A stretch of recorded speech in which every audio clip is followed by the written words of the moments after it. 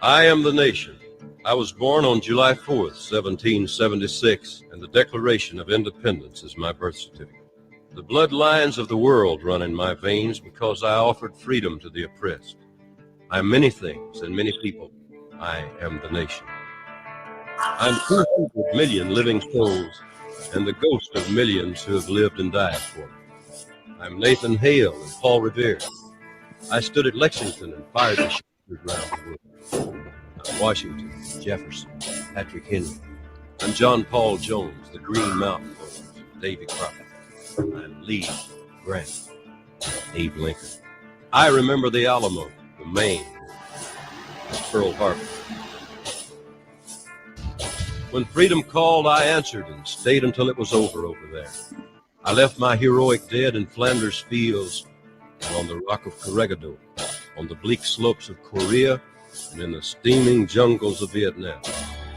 I am the broken graves, the wheatlands of Kansas, the granite hills of Vermont. I am the coal fields of the Virginias and Pennsylvania, the fertile lands of the West, the Golden Gate and Grand Canyon. I am Independence Hall, the Monitor. I am the Merrimack. I'm big.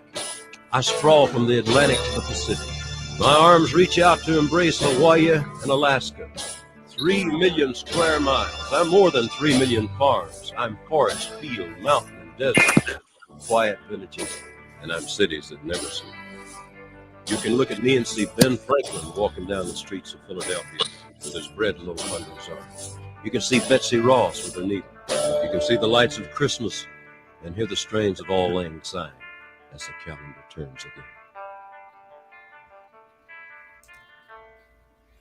Dun, dun, dun. So what's coming up next here right quick? This like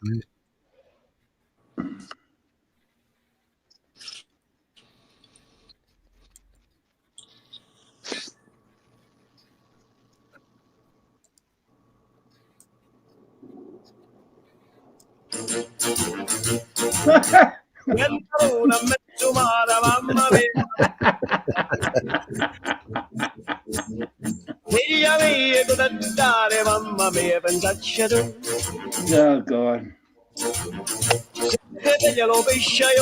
Somebody's on crack. It's not me. Not me. I'm not taking credit.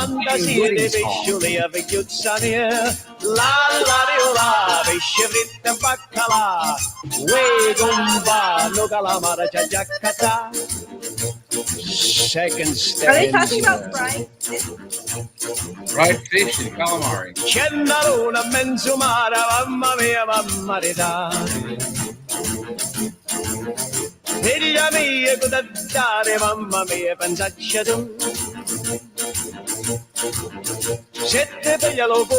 Why is this song? Because he's a jerko sometimes. Does anybody speak this language?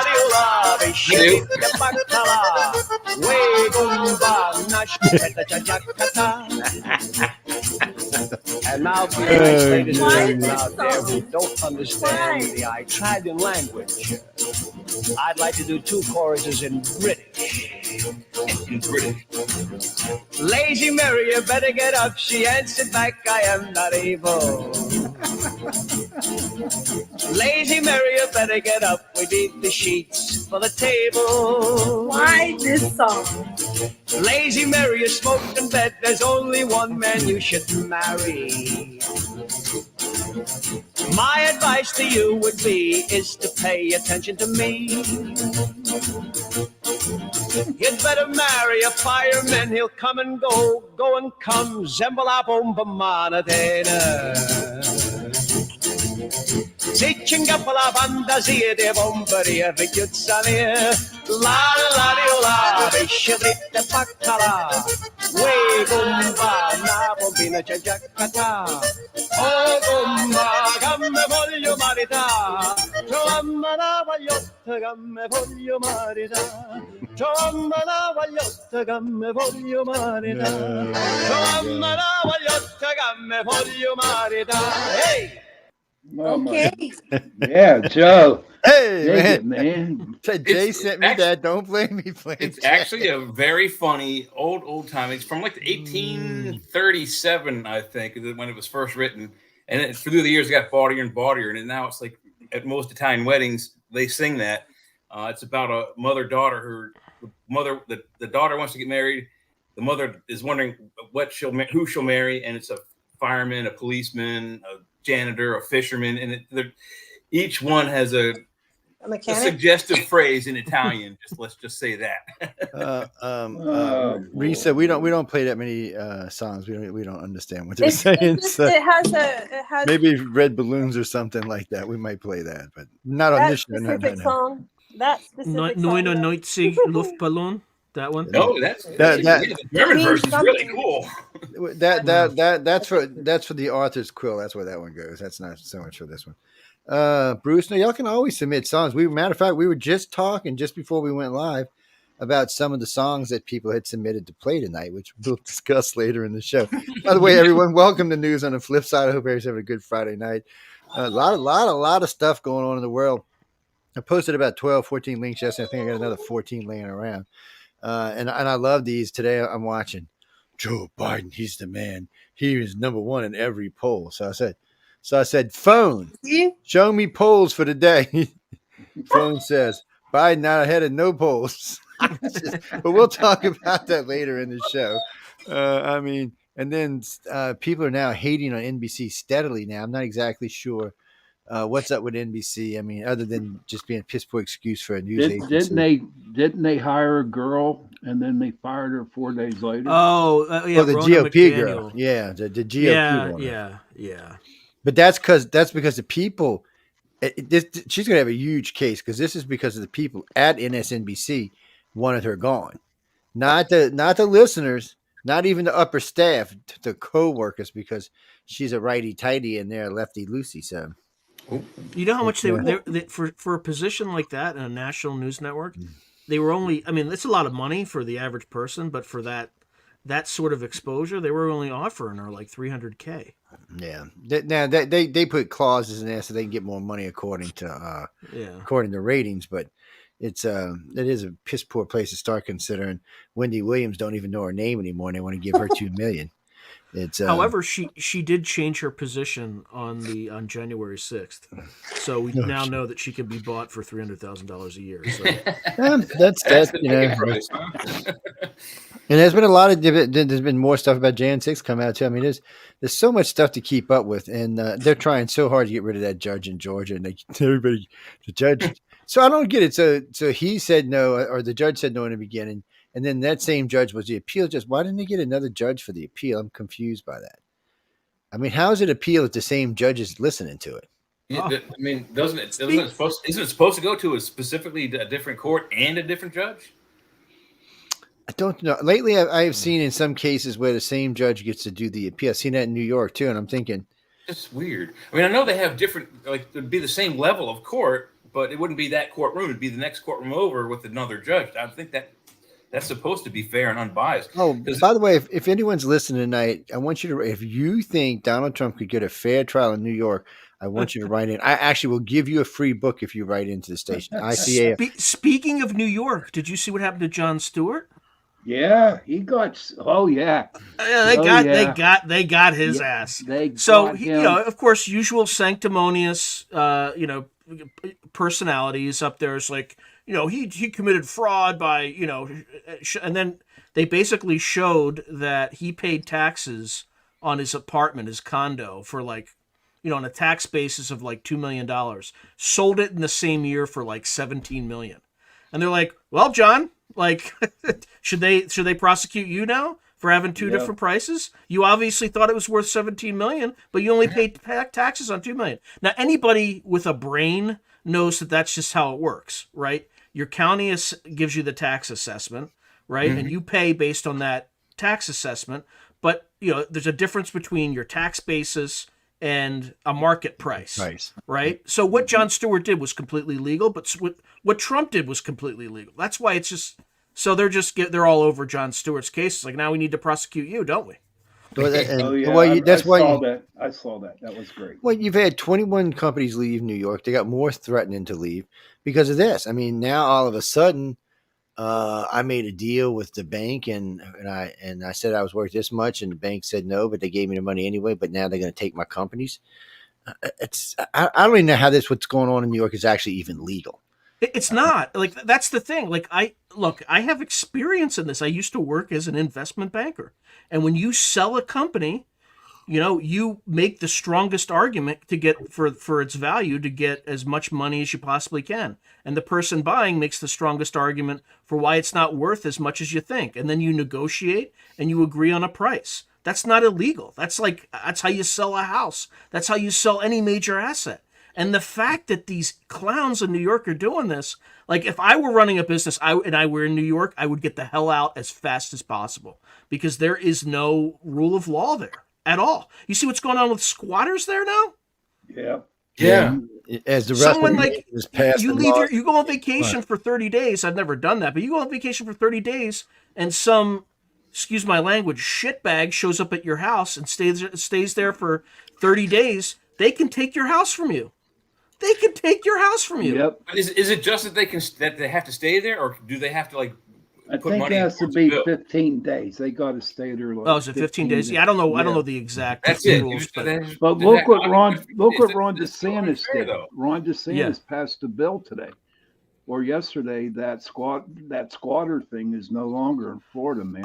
I'm surprised the mob isn't back in New York because if they're not, they will be very soon. Because if the government is not going to help people out and they're going to advantage criminals, you're going to incent kind of third party. If not the mob, you're going to have vigilantes. You're already seeing vigilantes in New York. The good old mob. Yeah. Yep. It's Did you hear what happened in Texas today? No. The Supreme Court, said, okay, Joe Biden, Texas can go in and arrest the illegals. They can deport them. They don't need no federal government backing. The federal government cannot step in and do it. Texas has free will to do whatever they want to do. Well, By any means. By any means? Yes. Oh, boy. But you see, Ron's getting ready to send about 5,000 Haitians up to Canada and just drop them off on their doorstep. He's like, no. He said because they're still sending people in New York. But I was listening to Adams bitching the other day, and he's actually now pro. Let's get this stopped. And they got like 7,000 people there. And one of the newscasters said, San Antonio's got like 350,000. He's like, what are you griping about? You're in a city of 8 million. What the hell is 6,000 or 7,000, man? Yeah. And it's making that much of a difference in New York. Just think what 300,000 of them, 400,000 would do to your city as they're flushing through. I get more mad because I got a lot of friends who came here who are legal aliens, and they're pissed. Oh yeah, they're just super pissed. Yes, they're just pissed. And then we have the aliens like Leah who came here. They got some kind of special government dissertation that said, "Here, you just do whatever you want." Oh man, you did. Leah, did you hear him? Yeah. Leah. Yeah. Okay. It's we know the truth. We know who the aliens are and who they're not. What's that, Christopher? Let me tell you what, Joe Biden. If Joe Biden, I hate to even say this, if Joe Biden is president again, I'm moving somewhere. I don't know where, but I'm moving. I'm going to. How could they? I mean, how could anyone do that to us? Well, I mean, they just imported 15 million new voters. I mean, they just imported 15 million new voters. So, and they don't like, that party doesn't like IDs. They don't believe in IDs unless you have to buy a rifle. Right. So, or a bottle of beer, or a package of cigarettes, or to drive. Yeah. Yeah. Well, you can vote. You can vote. Doesn't matter. Just Yeah, and they're shipping in by plane, by boat, by train. They're coming from all corners. Well, I think we're up to 30 or 35 now states that you have to have an ID to vote, but and it's growing. And a lot of people try to get in the Supreme Court, but let's be honest, you're not going to ever win the Supreme Court. Oh, we want to see your ID to vote. I mean, it's the most sacred thing we do in the United States. Yes, you need to show a friggin' ID, man. I mean, there's two good reasons for IDing people. One, you have to be the proper age. What if you slip by and you're only 17, son? Sorry, get out of the building. The other reason is, hey, that picture's not you. Get the hell out of the building. I have a question. Is California one of those states where you have to have an ID to vote? I don't believe so. No. Why? Okay, so they put all this money and invested all this time into smart IDs, and then they don't want people to have them? Nope. Not if you're illegal. Not if you're illegal. If you're illegal, that's only they want for you to have it. taxpayers. That's right. That's only for the people that they want to track where their money's coming from. Yeah, that's they right. They care less about the people running across the border. If you have if you buy a house in Nevada and you they'll audit you. They'll make sure that you spent more than 180 days in Nevada, and they're still going to try to get their money. California's going to get their money no matter what, through rain, sleet, or snow. They get their money. Oh, well, I don't know now because that's why I can't spend more than 2 months at a time there. Yeah. So Governor Newsom's office, his little underlings that work for him, his staff, got busted putting out bad, misleading, and false information about who would you think they were doing that to? Who you think? No, Trump. Joe Biden. Joe Biden. Joe Biden. Oh wow! They were putting shit out about. Well, they're in all kind of shit for it too because they were putting out some pretty nasty negative stuff. Because Newsom thinks maybe in a rush. Newsom knows he can't win, but it would be nice to be there to get his name in. So, I lost this time, but maybe next time I can win. Newsom, unless the country loses its effing mind, all you gotta do is look at California. It's a wreck, man. Yeah. Ron, and if you run up against Ron, who's already whipped your ass twice now. So Ron told him his staff asked him for a third debate. Ron said it's a waste of time. You're just wasting your time, man. He said, you know what? When we both are really legitimate candidates, we'll debate again. and then he goes, he said, you want me to have somebody check out your property while we're down here? Because, Ron owns, not Ron, Newsom owns, I think. Ron originally said one property, but I think it's 11 properties he owns in the Miami-Dade County area. Wow. Or if a guy who hates Florida, he sure got a lot of property. There's a lot of land down there. Oh man, I think he's planning on moving down there one day. Maybe after Ron. Yeah, when they run him out of the state. I don't know. California's losing people but they're not the only ones. See, the state I live in, Mississippi, they're losing people. Like it's like somebody pulled a cork out and it's just draining. Why is Mississippi losing people? Why? Okay, so it's weird. Can stand to lose more people. Trust me. And they're going to. So Mississippi's weird. If you live below Interstate 10 along the Gulf Coast, it's booming here and people are moving here by the tons. But when you get above there in Hattiesburg, that's still like living in Mississippi 60 or 70 years ago. So even people like me who have riding around Mississippi driver's license, it makes even me nervous driving up in there. They'll be like, what you doing up here, boy? I mean, excuse me, what you call me, boy? I'm old enough to be your daddy. But what you said, you want to come visit our jail? Is that what you're saying? No, you see, and they try to build these little towns to get tourists to come through them, but they haven't taught the cops that they got to be nice. Yeah. That's what it is, man. And the further north you go, the worse it gets. So everybody in the northern part of the state is trying to get the hell out of the state, which I can't blame them. Now, Alabama is probably the best kept secret in the United States by far. I like Alabama. Well, so there. Yeah, so they got beautiful mountains up there with great chalets in them, great parks, snow and bears and lovely stuff like that. Southern Alabama's got the Gulf Coast. Yeah, it's beautiful sand, white beaches. But it's not like humid and like nasty in the summer. It's not as bad for some reason there as it is. Well, it's not even in the southern. Well, no. Once you get up to say Montgomery, it doesn't hardly no humidity at all. But the way at the bottom, Birmingham's nice. Yeah, Birmingham's nice. But once you get when you're in Gulf Shores, there's humidity in Gulf Shores. But there's a place called Fairhope, Alabama. This little place is just this. This is one of the few places in America that represents what America should be. Mm-hmm. People are nice. They have orchestras that play down the sun every day. It plays the sunset out with different music. Sometimes it's rock. Most of the times it's some type of orchestra type music, but it's really, really nice. They have rose gardens all planted along the coast and places you can go in and just sit in them and watch the sunsets in all kind of places. It's just, and then the whole entire town is lit up.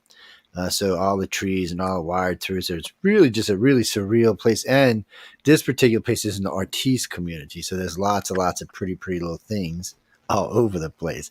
It's a really, really nice place. And everybody is nice. Everybody. There's no rude people. There's just not. I mean, if I'm telling you, you get a flat tire, they're like, can I help you, ma'am? Can I help you, sir? Yeah. How you doing today, sir? That ice cream cone don't look big enough. Hold on a second, sir. And then plop a big hunk like this on top of it. And you're thinking you got to pay for this. Oh, no, that doesn't cost you anything extra. Now, any city you were in, that just went up $5 as soon as they dropped that hunk of ice cream on it. But better than that, there's a place called Watercolor, Florida. And this place is just, they're so trusty down there. There's literally like 400 bikes just laying around in front of businesses and alongside streets that anybody can ride. You just get on and ride yourself all over Watercolor. A female could be out there jogging in a bikini at 3:30 in the morning and no one would be having any bad thoughts. And if anybody was, at least 10 people would stop to help her in a heartbeat. Even a guy out there broke down, somebody would stop and offer to help him. It's just... You said watercolor, like the paint? Yeah, watercolor like that paint. Yeah, it's down by Blue Mountain Beach in Grayington Beach.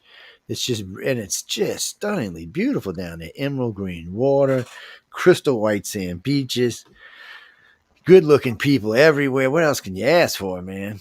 Good food on top of it. Good coffee. Yes, good coffee. They're just coffee. Several coffee places, nice little cottages. Some of the freshest oranges you'll ever get. Some of the best seafood on the planet. It's just, there's that. It's got flying fish. Okay, But if you all want to, come on up to Pittsburgh where the sun doesn't shine. It's 60 degrees one day and it's like 35 the next. So, look, Pittsburgh is the new hell. It is. We have rated y'all. We have rated y'all the new hell officially now. We are. This is the official steel state. That's why it's always dark here because there's still smoke from the old steel mills up in the sky. Yep. Do you know what? Speaking of that, Jay, right back when I was a youngster, you couldn't walk through Pittsburgh because of the smoke from the mills. It was same with Baltimore.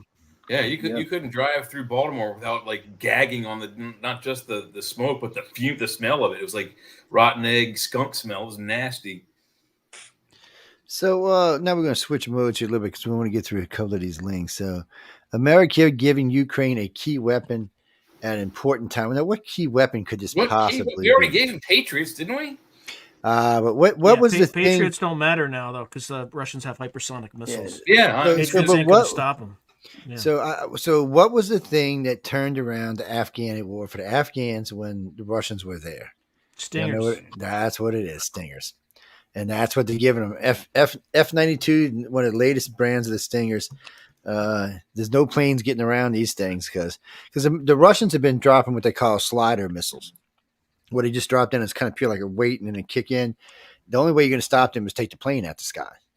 So that's what they're going to go after. They're going to start shooting down more planes. I mean, they done sunk a third of the freaking Black Sea Fleet. I'm like, come on. But what's with all the Russian ships going into the Red Sea, dude? I don't know. What do you think?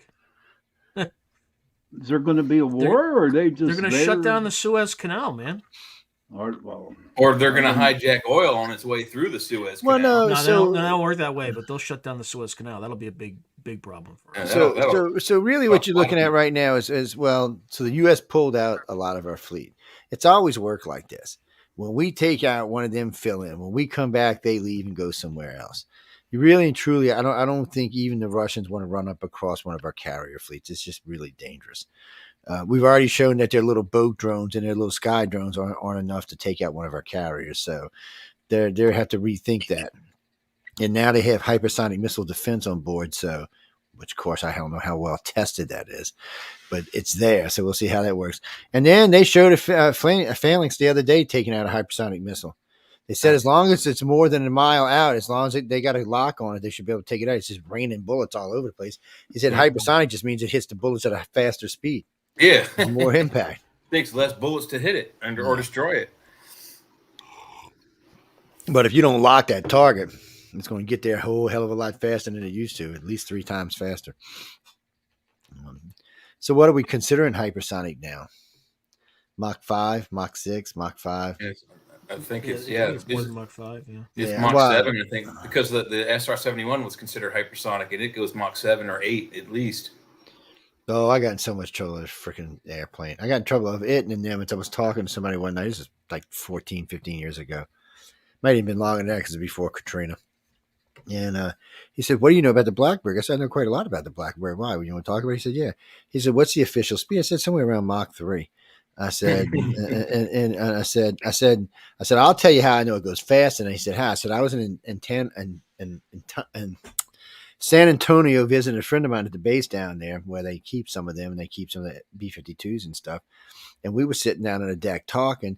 You hear one of these bitches, and you hear them like it sounds like 3 or 4 miles before you get to. You hear this wicked noise, and then all of a sudden you see this orange thing. It was just like pulsating. It was a nose cone of the damn thing. So there's no way at Mach 3 the nose cone was going to be glowing. So when I looked it up and talked to some of the techs, they said it had to be at least Mach 6, Mach 5 or Mach 6 to get it to glow like that. He said, as far as they knew, the plane did at least Mach 7. So when I went on air with it and said that, it was still classified, of course, which it is even today, but I don't think they can do anything about it today. I got all kind of reprimand letters. I was like, what the hell? Oh, you can't be talking about it. I'm like, really? I'm like, really? And it's funny because it used to be they'd send them to you in the mail. Of course, now they send them to you in email. You always got to wonder when you get them an email if it's real or if it's, some bullshit from somebody. Well, Johnny Appleseed, buddy, they don't want you giving away classified stuff if you don't have it. Well, for the most part, it's still most of that's declassified. I saw the Skunk Works documentary just the other day, and they were talking specifically about it. And it's top end speed. They didn't go past Mach 8, but they showed the graph. They said it goes somewhere between Mach 7 and Mach 8. And then they said when it reaches speed, the wind goes so fast against the skin that the entire outside of the ship goes to about 550 degrees Fahrenheit, which is about the maximum your oven can get to. That's about it. And then the glass that they have in the windshields, they're about 600 degrees. So think about that. You could cook, you could bake cakes on the outside of this thing while you're flying to your targets. It's like an easy bake oven, man. Yeah. It's a SI-71 Blackbird. Leah, did you have an easy bake oven when you were a kid? You didn't throw it good because you'd have probably thrown them. But they still make them. All my cousins had them, but I wasn't that lucky. Well, my sister had one. My sister had one. And then I confiscated it. We did too. They make good cookies. They really do. I got an all contract. I confiscated. It's the first time I ever made weed brownies was in her easy bake oven. I shouldn't even admit that on air. People, I was young. It was like 15 or something. What can I tell you?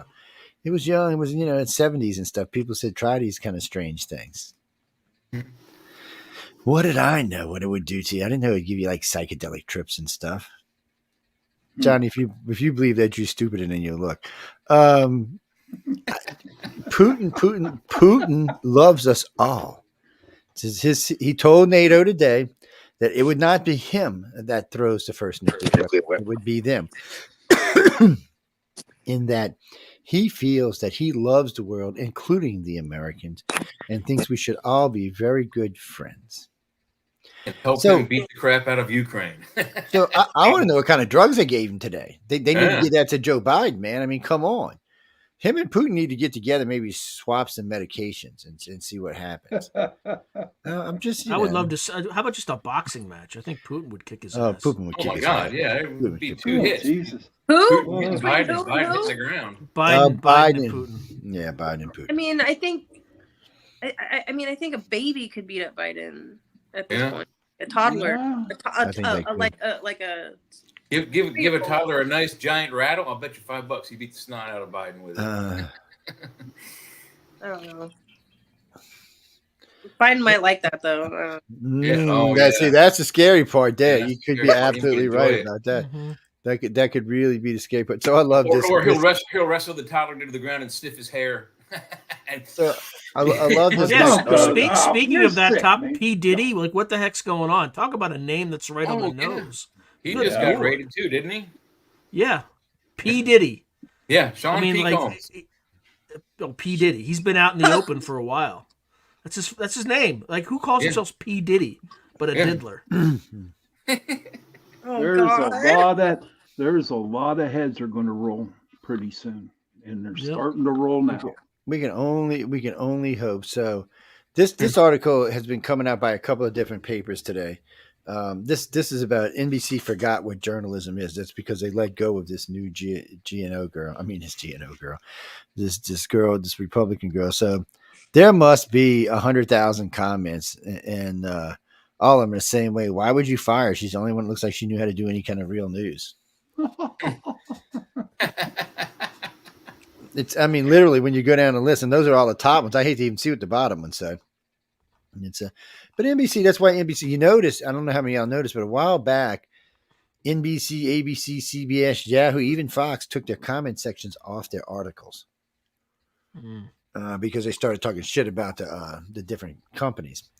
And CNN and NBC were getting kicked their ass. I mean, they were getting kicked hard. Let's see. The U.S. and its allies want to bring an entire chip supply chain into house. Okay, so this, you know, okay, guys. For the audience listening, I don't know how many of y'all know exactly what it is we're talking about here. So they're talking. No, Jimmy. No, you're thinking of Bitcoin. No. No. Well, they may do that as well too. They may bring Bitcoin in house, but it looks more like. So our chips, the ones that fly our F-35s and our F-22s and work the Pentagon and work the White House, are made out of Taiwan. No. Currently, there's no chips being produced in the United States. Who? And the bleep ever thought this was a bleeping effing good idea should be shot.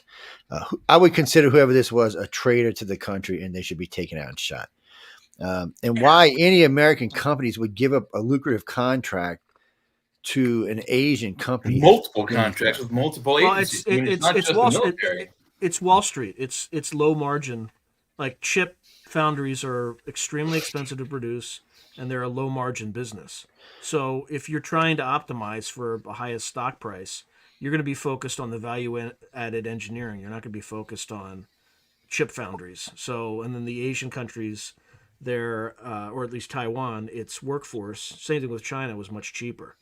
So, I mean, it's kind of the market forces of Wall Street kind of drove that. And there's probably some safety issues that they don't have to follow that we would in America, making this foundry even harder to maintain. Yeah. Well, they coming home, baby, and they need to be home. We don't need to be giving those kind of chips out, and they don't need to be outside of the country. I mean, think about if China gets hold to the schematics of several of those chips, they've just brought themselves up 50 to 75 years. I mean, we don't want to give them that advantage. Clarissa, nice to see you again tonight. And how's LA? I think everything's good out there. Huh? Anyway, no. So we mean give them to our allies? They're dead to be selling them to our enemies. What are you, stupid? Oh, Jesus! You can't. Half the companies in this country you can't give them to be selling to our enemies.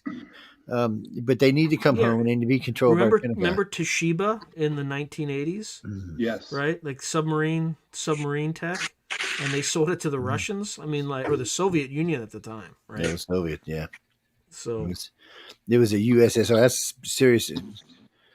What do you mean Snowden should come home? Don't get me started on that guy. Not if he wants to remain living. Yeah. Okay, I'm not anti-Snowden, but I ain't pro-Snowden either. There's a lot of stuff that went on here. So it brings me all the way back to what's his name over there, Mary Jane. Was he started all this shit. He should have been executed, but we're not even going to go there. Snowden, there was some stuff that Snowden put out that was useful for the population of this country to know. No ifs, ands, or buts about that. But then there was stuff that he gave over to what's his face over there that used to be at the embassy that really compromised security in the United States. Mm-hmm. Just like Mary Jane did, he compromised agents of the United States. Yeah, he put agents' names out there. So yeah, there were like anybody who put in an SF-86 application, which was to get a security clearance, was exposed. So a bunch of us who've had classified clearances, get free identity monitoring because of the OPM hack by the Chinese.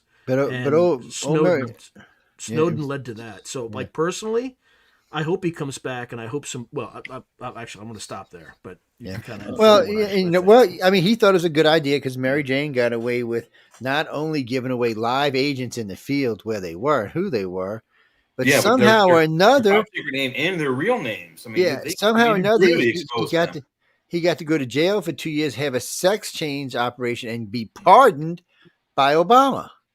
This guy put so many lives at jeopardy. It wasn't any fun. So I figured Snowden just figured, what the hell? I mean, if he can get away with that, I'm not doing half as much as he is. What do you mean? You mean if it's my call, I'd execute both of them as traitors to the United States in a heartbeat. Yeah. Oh no, I'm all. Don't get me wrong. I'm all for the lies. Well, Mary Jane guy, whatever it is, it didn't do anything for us as a people. He didn't leak anything. What's his name did? What was the guy? In the embassy, what was his name? The English guy. Yeah, the one that finally, Assange. Thank you. See, I'm glad somebody knew who the hell he was. Yeah, He put out some interesting stuff for us, but the other guy didn't. So personally, you mean Assange? I wouldn't execute Assange because Assange is just a journalist. He didn't have a security oath, right? You can't. From what I hear, he's not doing too good anyway. Like, no, he's in pretty bad shape. He's miserable. But the other two broke their. So let me put it this way, okay? If I would have went out and say I outed everybody in the core that I was working with and just outed them, said who they were, where they were, who their wives, who their family was, I would have been executed. I would have been arrested. I'd have been tried in a secret court, and I'd have been excuted. There wouldn't even be this bullshit. But here's the problem, Joe. They can't do that because the people who lead our country have all leaked classified information, right? So from Trump to Biden to Pence to Hillary, like every single one of them has leaked or has had some sort of security violation. Oh, so, Hillary and Huma had some scam going on. They were selling shit all over the place. Yeah. So the problem is they execute these people. They'd have to execute themselves. Right? Do you think that's that would never happen. What Manning did by like turning into a woman? He tried to distract everybody from what he was. He just figured this would be a new thing, but he was messed up from day one. And that's one of the reasons the military didn't want to let people in and those type of people in the service, because there are a lot of them have problems. You know, somebody told me one time you shouldn't be mean to gays and blah, blah, blah, blah, blah. I said, well, that's true.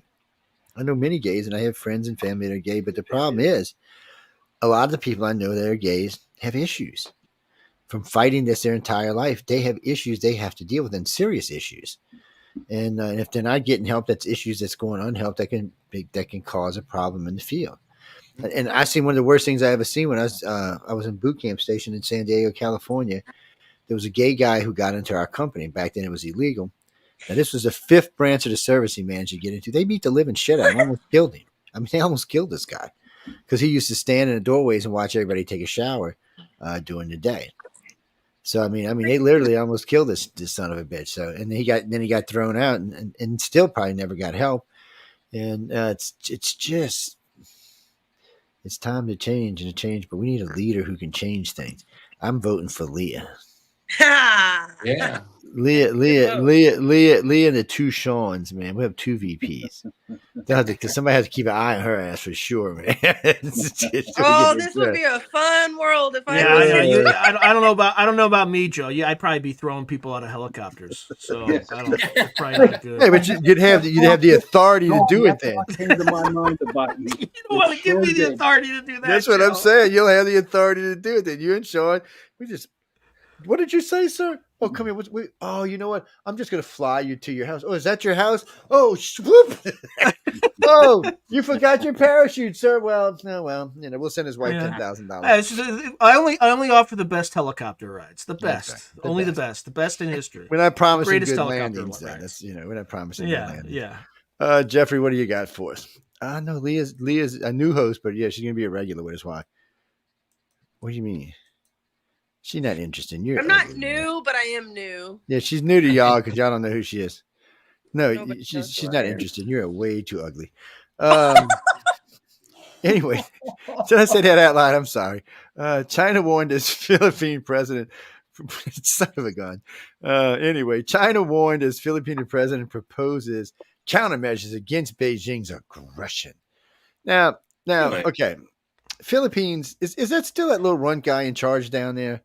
The one that The was one that causing was trouble? like going on these like massive drug raids. Yeah, what's his name? He was all like, he thought he was like a mini Putin or something. What the hell was his name? Anyway, Bong Marcos right now. Oh, yeah, it's not the same guy. It's not the same yeah, guy. somebody different. Thank God, somebody different. That other guy was a moron. Well, that's Yeah, that's what like his name, Melda Marcos' Bong son, Bong. like the lady with the shoes. Remember her? Oh, Ferdinand shit. Marcos was the Yeah, president. Remember that guy? This I guy's remember name is them. Marcos. So, Is it the same Well, Marcos? I don't know if he's when the I- son. I'm assuming he When is. I was in the Navy, man, I worked with the Filipinos, and they did not like her at all, man. Well, yeah. Yes, I mean, I they don't did. like her. I wasn't a Yeah. Filipino. you know who she was? She was what was His parents are Imelda and Ferdinand Marcos. Bong Yes. Bong Yeah. Marcos is in Yes. charge. Yeah, of the so more Philippines. like global nepotism as usual. Yeah. but you know who his wife was? She was a reincarnation of what's the one who got her head chopped off in France? Oh, Marie Antoinette. And Maria Antoinette. Yeah, she's a reincarnation. That's who she is. Yeah, that tracks. Right, Let them eat cake. right on schedule there. Let them eat cake. Let me buy shoes. Yeah, that's right. I like how they portray her on DC Legends. What's that, Marky? What? Marky Mark. And the Oh, Funky Bunches. you're Neo's friend. Yeah, the boy that owns a castle in Scotland. Yes, I talked to him just recently. Yeah, I on his 14th wife now or something. I lose track. I've known the guy like 21 years now, 22 years. I'm not kidding you. He's like a wife 12 or something. He has to get a prenup every time. It's good to be the king. yes. This place, so his family left him, when I say a buttload of money, I mean a buttload. So they had this castle in the family. He decided, cost him $41 million to restore it. And this, thank God it was back then, because it'd probably be like 100 and something now to restore it. Place is beautiful. Put all the tapestries back in, did all the original paint back. Everything is great. And he said every time he brings a girl there, she wants to marry him. He said, problem is 2 years later, I'm like, who are you? He said, don't you live on that side of the castle? Are you from the West Wing or the South Wing? You belong to me? Do you know my wife? I haven't seen her recently. Oh, he's bad. He's spoiled. What can I say? It's a beautiful castle. Well, I mean, if you got the rooms and you got the money, you might as well fill them up with people. He's been bugging me for about 10 years to come over and broadcast from the top of his tower. I'm like, okay. I said, dude, you live in the middle of nowhere. He said, you know, all that land out there, that's all my land. You know that, right? He said, all the way, even the towns belong to me. I'm like, Jesus, dude, how rich are you? Yeah, it's probably cold as you know what, and it's probably raining all the time. So you get the do tower they have oranges? shivering. Just I asked him, I said, how many kids you got now? He said, you don't want to know. I was like, okay. I know. I'm sorry, guys. Ladies and gentlemen, it's not news, but it is kind of funny. Yeah, it's starting to remind me of that Monty Python skit. One day soon, all this land will be yours, but I don't want any of that. I know. Let's see. What do you mean? Do I think if the Filipinos can take on the Chinese? No. No. But since they're hooked up with us, I think they. If China I decided think, to I attack, think they could. I mean, like, have you seen the terrain in the Philippines? I mean, they could keep the Chinese busy for decades. possibly. I mean, Vietnam has Yeah. kept every warring agency that tried to take them over at bay for thousands of years. They've never been conquered because of the tunnel system they have underneath it. If Philippines has something similar, they could hold out for a while. Yeah, but The Philippines don't have to worry about it. We have a massive, but we have a massive Navy base there. We're not letting nobody take the Philippines. We're going to be like, excuse you? Wait, China, wait, whoa. Do you see that big aircraft here right there? It's going to sink your ass. You better go home. Besides, I think it would be another Kuwait situation. I think China would get a good giant foothold on it, and it would be another Kuwait situation. We'd just drop F-22s on them and destroy their air force in a couple of hours. But you know what's sad is, because the Navy's not up to speed on its F-35s, most of the carriers are still running F-18s, which are great jets, but that's just equal to Russian and Chinese. That's not more advanced. Maybe the systems on board on, but the planes themselves are not. So they really need to get them up to speed, because why not have our top aircraft on our top ship, our top carriers, because it seems stupid not to. And the F-35s are kind of small, so they could get more of them on there, too. Yeah, but the wings won't fold up, so that's why they can't be carrier-based. Oh, so guy yesterday's out. He's got an F-14 out here. Was showing how maneuverable, and just because the guy said, I don't understand why you keep the F-15 when the F-14 is so much better aircraft. and they were showing them together. It is way better an aircraft. The F-15 cannot even do half the maneuvers this thing can. The F-15's a brick compared to the 14. It is. It is. And they were asking, he said, well, because that's an Air Force plane and the Navy aren't using it anymore. They got the F-18. And I understand why, because when I was on the Nimitz, we had both the F-14s and the F-18s. The F-18s are about half the size of the F-14s. Yep. So they take, even with the wings swept back on the F-14, is still, but that was one of the things that made that plane so badass. It could sweep them wings all the way in and just become like a ballistic missile cruising through the air. It made it really dangerous. Jimmy, I would rather that no one had any kind of armaments of anything, and all the money we spend all over the world, like $4 trillion on military, we could spend on research, like getting rid of cancer, getting rid of sclerosis, getting rid of every disease that exists. Do you realize if we would have spent the money we've been throwing at the military just in this country alone, we'd have cured every form of cancer there is? I'm pretty sure there's already a cure for cancer.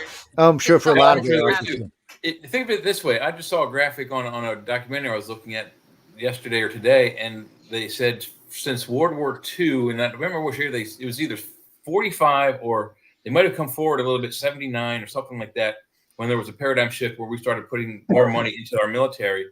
And since that time, it's been like 81.5 billion just to Black Ops projects that not even the president is aware of. 81 billion. Or was it? No, it's 81 trillion. Excuse me. That's a whole lot more. Yeah, 81 trillion, not billion, trillion in the last, let's just say 50, 60 years. Just think of all the problems on the earth that could be gone like that. A lot of money gets spent on the military, and there's a lot of money get wasted on a lot of other things, because it's not just what gets spent on the military, it's what goes in his pocket and her pocket, its pocket and that's pocket. You know, it's all money that could be being used somewhere else. Yeah. Congress a few years ago was tracking 123 million that just disappeared. They have no idea where it went. Oh, oops. What time is it?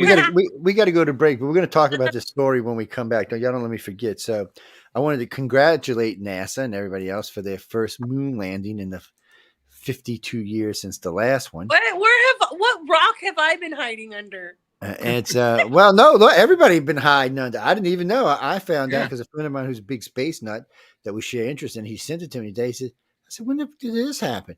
He said, it just happened. I'm like, nobody. I said, nobody. And then see, that just tells you where our media is today. None of our media covered this story.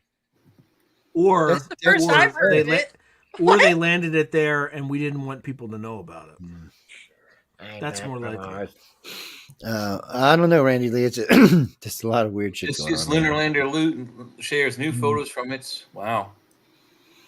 There better be some good photos, like better than the ones from like the 60s or whatever. Well, they have much better technology to doctor those photos up now. So. It better not be some desert and like, you know.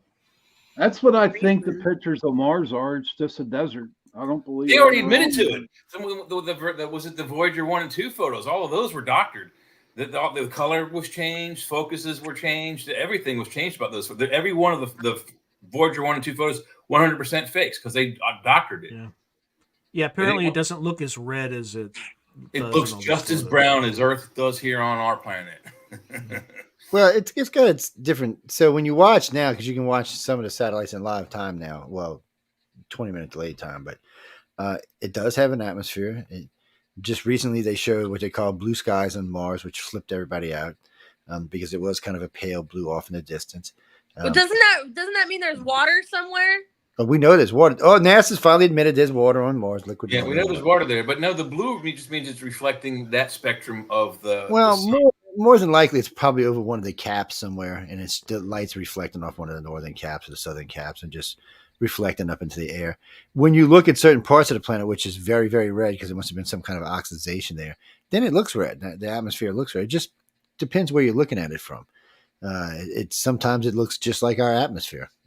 Yeah, it's weird, and it's not. It's not. I mean, it's our atmosphere just way thinner. I mean, there is oxygen there, and there is nitrogen there, and there's methane there. So there's. By the way, that's not like the reason the sky is blue is not because of the ocean. It's just because blue light is scattered the most. It's reflected. It absorbs all the other colors. Yeah, the gases. But on Mars, in the air. But on Mars, I think it's just the reflection because if you look, if you're looking at one of the satellites as they're going over, it changes. So you'll see it going here. It kind of looks like a dirty brown, then it kind of looks an oxidized red, then it kind of looks like a little pink hue. And then as it turns to go around the cap, it kind of gives it like a bluish, clearish, whitish color. And then as it cuts the planet around. Yeah. What do you mean? Oh, no, because I do crater dating for NASA. I've been a member of SETI for as long as they've existed. Yeah, I still do. All these computers have SETI on it. Yeah. These 24 core computers have SETI on. You know, fucking data they're tracking through for NASA. What do you mean have everything? Yeah, NASA sends me things from time to time. Could be being elevated to the next thing. It's probably trillions of hours if you use it when you use so much computer. At one time, I had 14 computers running it 24/7. Man, it's a lot of time on there. It's fun, you know. It doesn't do anything for me. It just helps them, and it runs in the background. It doesn't hurt my computers or anything. They've also got another program that tracks where you can help them date craters and stuff like that. And they give you this equipment. It's actually a software, and you can tell by how light or dark a color how old the crater is. It's interesting stuff. It's I got it. It's stuff you get grandkids and stuff just to help them get an interest in space science.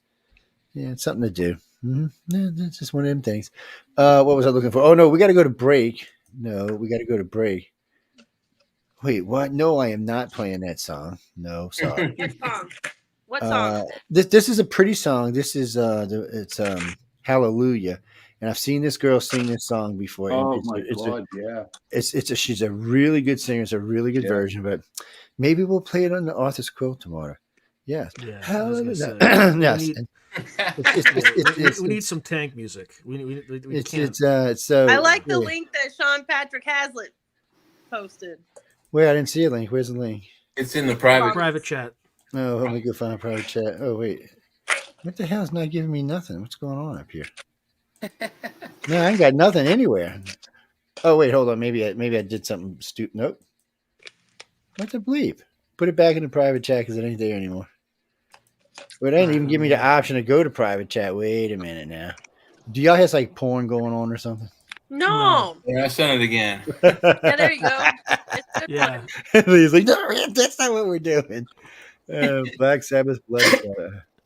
All right, guys. Well, we're going to go to break. So remember, as you're going around through the through the room here, you have myself. I'm here with y'all on Wednesdays, Fridays, and Saturdays, which I'll be here on Arthur's Quilt tomorrow. We have the last couple of winners from Writers of the Future. We'll be wrapping up with that, along with a friend of ours that'll be joining. John Goodman will be there with me. John Goodman? Yeah. Goodwin. Oh, he's just as cool, but he's not as famous.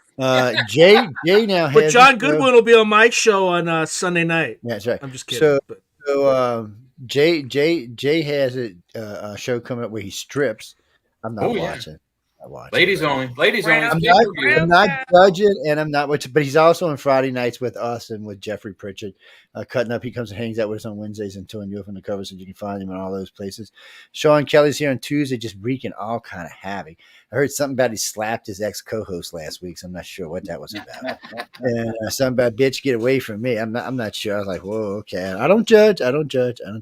He's also here on Sunday with Sean Hazlitt. Sean's also here on Sunday. He's wrapping up. But I do hear there's going to be a show coming after Sean here pretty soon, so that should be interesting. A 3-hour show that's going to follow you, so it'll be interesting day. I was just informed of that. Yeah, I don't know anything about what's going on there. Maybe you should start talking to Michelle a lot. I talk to Michelle every Wednesday. Emails. I talk to him. No, I tell her don't write me anymore like that. She writes me like, I'm like, I'm not going to read all that shit. You just have to wait till you see me on Wednesdays and Thursday. No, Michelle and I catch up every Wednesday and Thursday. That's where we go. We've got Leah who's joining us on Wednesdays and Fridays, and God knows where she might else show up. You never know. I was just talking to one of my new age friends about it the other day. No, Carly. No, sorry. None of that's going to happen tonight. But what do you mean? Your favorite ice cream? No, sis. No. Anyway, we got to go to break. We'll see. I don't even know what that was. Anyway, we're going to break. We'll see y'all in a little while. Stay tuned and hang out. And yes, listen to the music is all I can tell you. Are you going to play that? Yeah, that's what's coming up right now. So hang on, guys. Well, we don't really play nice music on Saturday nights. You should know that. But now it's not like a lot of y'all. I mean, it's really. Friday night. Oh, it is Friday night. I'm sorry. Yeah, on Friday night. But anyway, there y'all go. I think that is Black Sabbath. Maybe some Ozzy.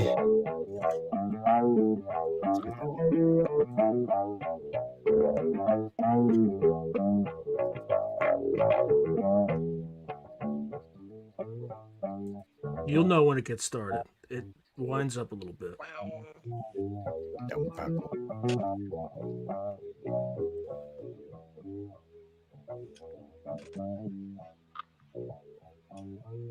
You know, I'll start singing.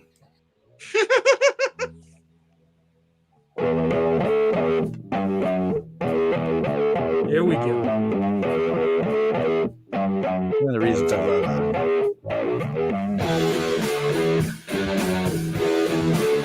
Oh yeah. Some people say my love cannot be true. Please believe me, my love, and I'll show you. I will give you those things you thought unreal. The sun, the moon, the stars, all bear my seal.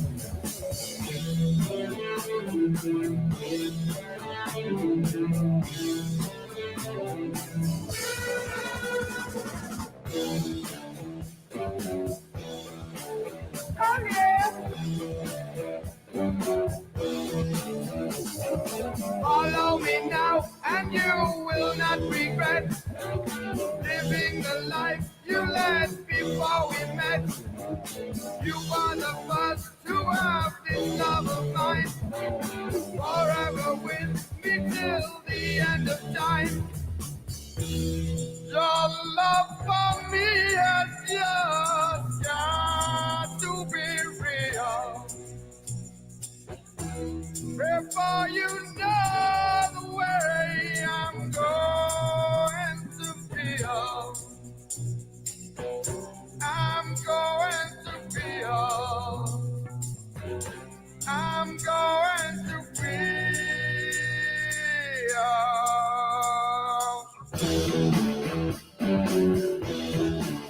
Oh yeah. Now I have you with me under my palm. Our love grows stronger now with every arm. Look into my eyes, you'll see who I am. My name is Lucifer, please take my hand.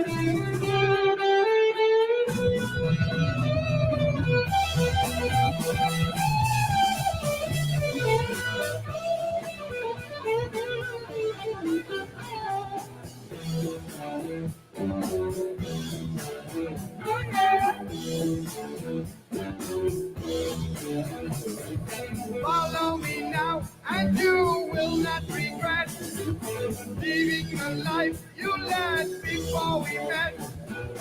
You are the first to have this love of mine, forever with me till the end of time. Your love for me has just got to be real. Before you know the way I'm going to feel, I'm going to feel, I'm going to feel.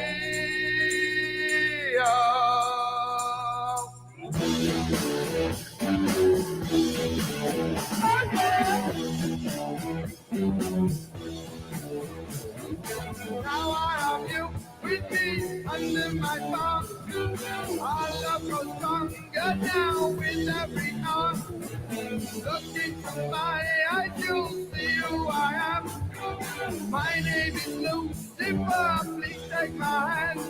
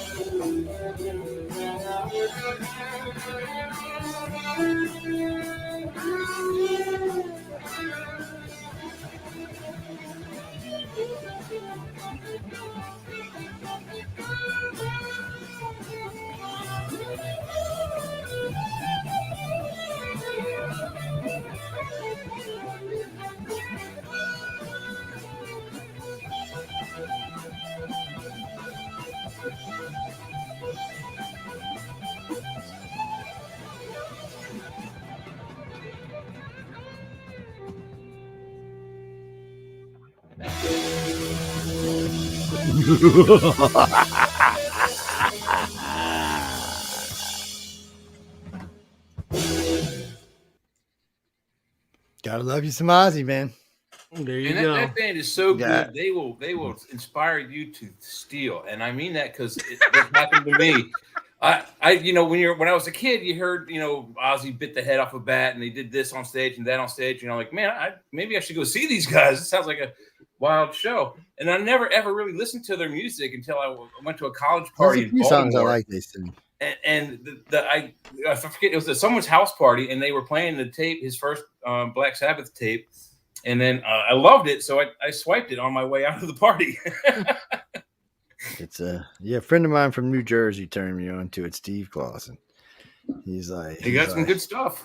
He goes, it's Black Sabbath. I'm like, what the hell, man? I said, that sounds like some kind of sin or some shit, man. What are you talking about, Black Sabbath? So I can't be listening to that, man. What are you talking about? What's up, Sean, babe? Yeah, let's play Paranoid. Yeah. Oh, that's a great song. Yeah. Yeah, we can Play play. We'll Paranoid probably play a next, couple man. of them because I gotta get in Iron Man because a friend of mine requested it. But Black Sabbath is so Iron busy. Man. I'm your host. Have you heard the version of I Iron love Man? But they do it to like the 1960s Spider-Man theme. Oh, Well, it's, we Oh, still, it's we like still. Iron Man. I Iron don't Man even want does to know. things in an iron can and so on and so forth. I don't know the whole thing, but it's kind of funny. I can already hear it. Iron Yeah. Man. Iron Man. Yeah. No. Really, no, we play a lot of different music in the shows. Well, we're a little hard. Well, if we get too many female girls, then we might have to add some softer music in. But most of the Like girls what? they like rock and roll, so I'm not really Yeah, sure. like, what? We need to put on Enya? Come on. You can put some like electronic music, like without words, or very fun. Tangerine Dream's pretty good. That's really brainy stuff. Who Most of who that said song's Kenya? 20 We do minutes have long. we do have hosts in this network that listen to Kenya, so let's not get them started on y'all. They will put some voodoo spell in your ass. Enya's pretty good. I've got all of her stuff in. Yeah, I've got all Enya's of her good. original Just band. not for us. But Enya's good. Yeah. If you're in a certain Her type of original mood. band, Clonal, Not is pretty for good us. too. Well, it's not for this particular show. Shows should Yeah. always represent Yeah. what they're getting into, and we get into some really hard shit sometimes. So, what is that? What do you mean?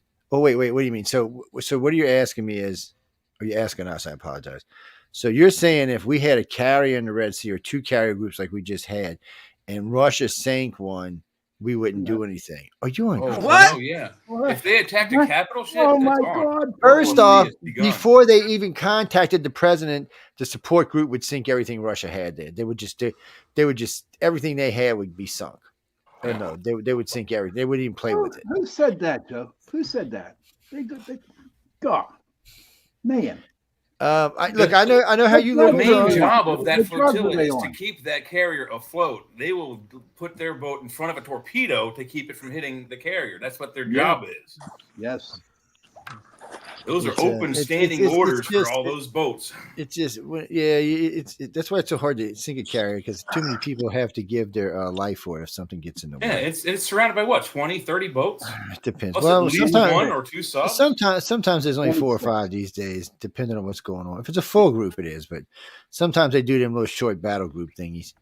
Well, yeah, they'll have 6 or 7 ships and a couple of subs, and they usually have a lot of aircraft in the air. So Yeah. When that air umbrella's up there, how far does that go? 200-300 miles? it's That they're just safe? well, what all the radar and everything's out there. Yes, Jim. But anyway, going back to what we were talking about, we'll talk more about the Red Sea and what's going on in the Red Sea. Welcome to the moon. America lander reaches moon first time in 50 52 years. You know, well, wait, there's a little video here. Let's go ahead and cue this. I think we're in Google. So if we're in Google, we can do this. Let me find y'all. Actually, I don't even know where I lost y'all at. What do you mean we're stealing? What are you talking about? You ever heard of ASCAP? You ever heard of ASCAP? American Society of Cinematographers, and no. So we pay money to them so that we can play stuff on our show so we're not stealing it from somebody else. And you know why we do that? Because we have over 100,000 hours of original material of our own that we would rather not have. Yeah, so it's called playing nice. God, y'all people got to get out of this Joe Biden mood y'all in. I mean, I swear, man. What are they saying about Biden? What's going on with no, Biden? I just mean they're just in this mood where everything is doom and gloom and gloom and doom and no, really, Frank. I mean, I've been watching y'all posting for a while now. I'm beginning to think I'm in another world or something. No, we're gonna wait. I'm gonna have to put it on a different thing, but yeah, no, I'm just gonna have to move it because it's on. It must be on Microsoft.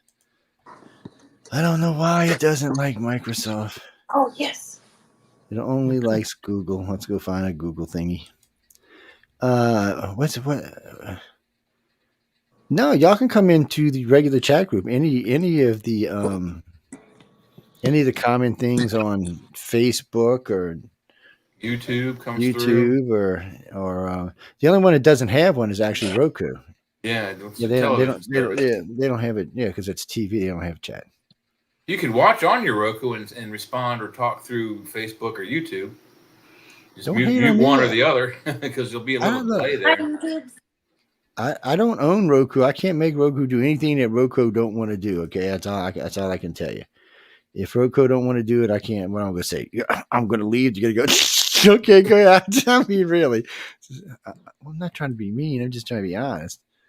Yeah, that's just how that is. So anyway, we're gonna cue this up for y'all in just a second. Let me get back where I can see the actual chat group. This is the lander's descent. Yeah, I think I don't even know. So we're gonna find out with you if I can ever find out where I'm at half the time here.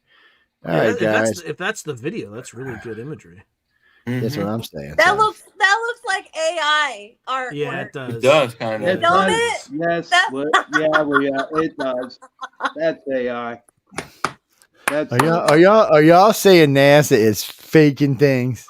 Oh my God! Yeah, that's Tell me that's not AI art. Hey, look, it's one of them white-headed alien things. Whoa, wait a minute. Sorry, but your NASA group, Joe, is like no. No. Yeah, this is an illustration of what quote unquote happened. Oh, okay. It's not. It's not real. They're not. Yeah, they can't. God, that's choppy as hell. Y'all hating on them poor NASA people who trying to bring y'all the future. Damn. NASA. Didn't we just say they faked all the first Voyager 1 and 2 photos from Mars?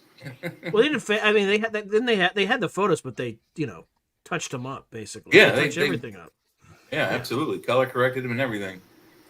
It's or color uncorrected. NASA, I love you, man. I can't speak for these guys, but I still love you. I would work for NASA if I had the chance.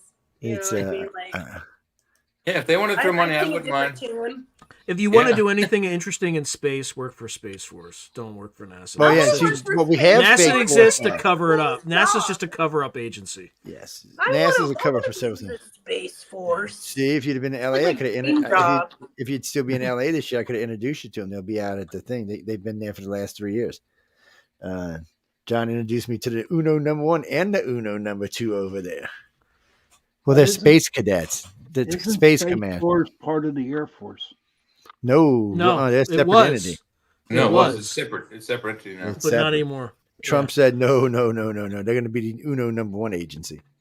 Didn't they make a sitcom about that? Like with Steve Carell? Yes. Yes, they did. Anything they could do to damage anything Trump was doing, they were trying to do. But Space Force was too important. And when Joe Biden came in, he was on cut. And the guy handed me Space Force, and he looked at the thing and looked at the guy like, "What are you crazy? No, we're not closing Space Force." Even he knew better. I want to go in the Space Force. Go. All kind of jobs. There's a course you can take.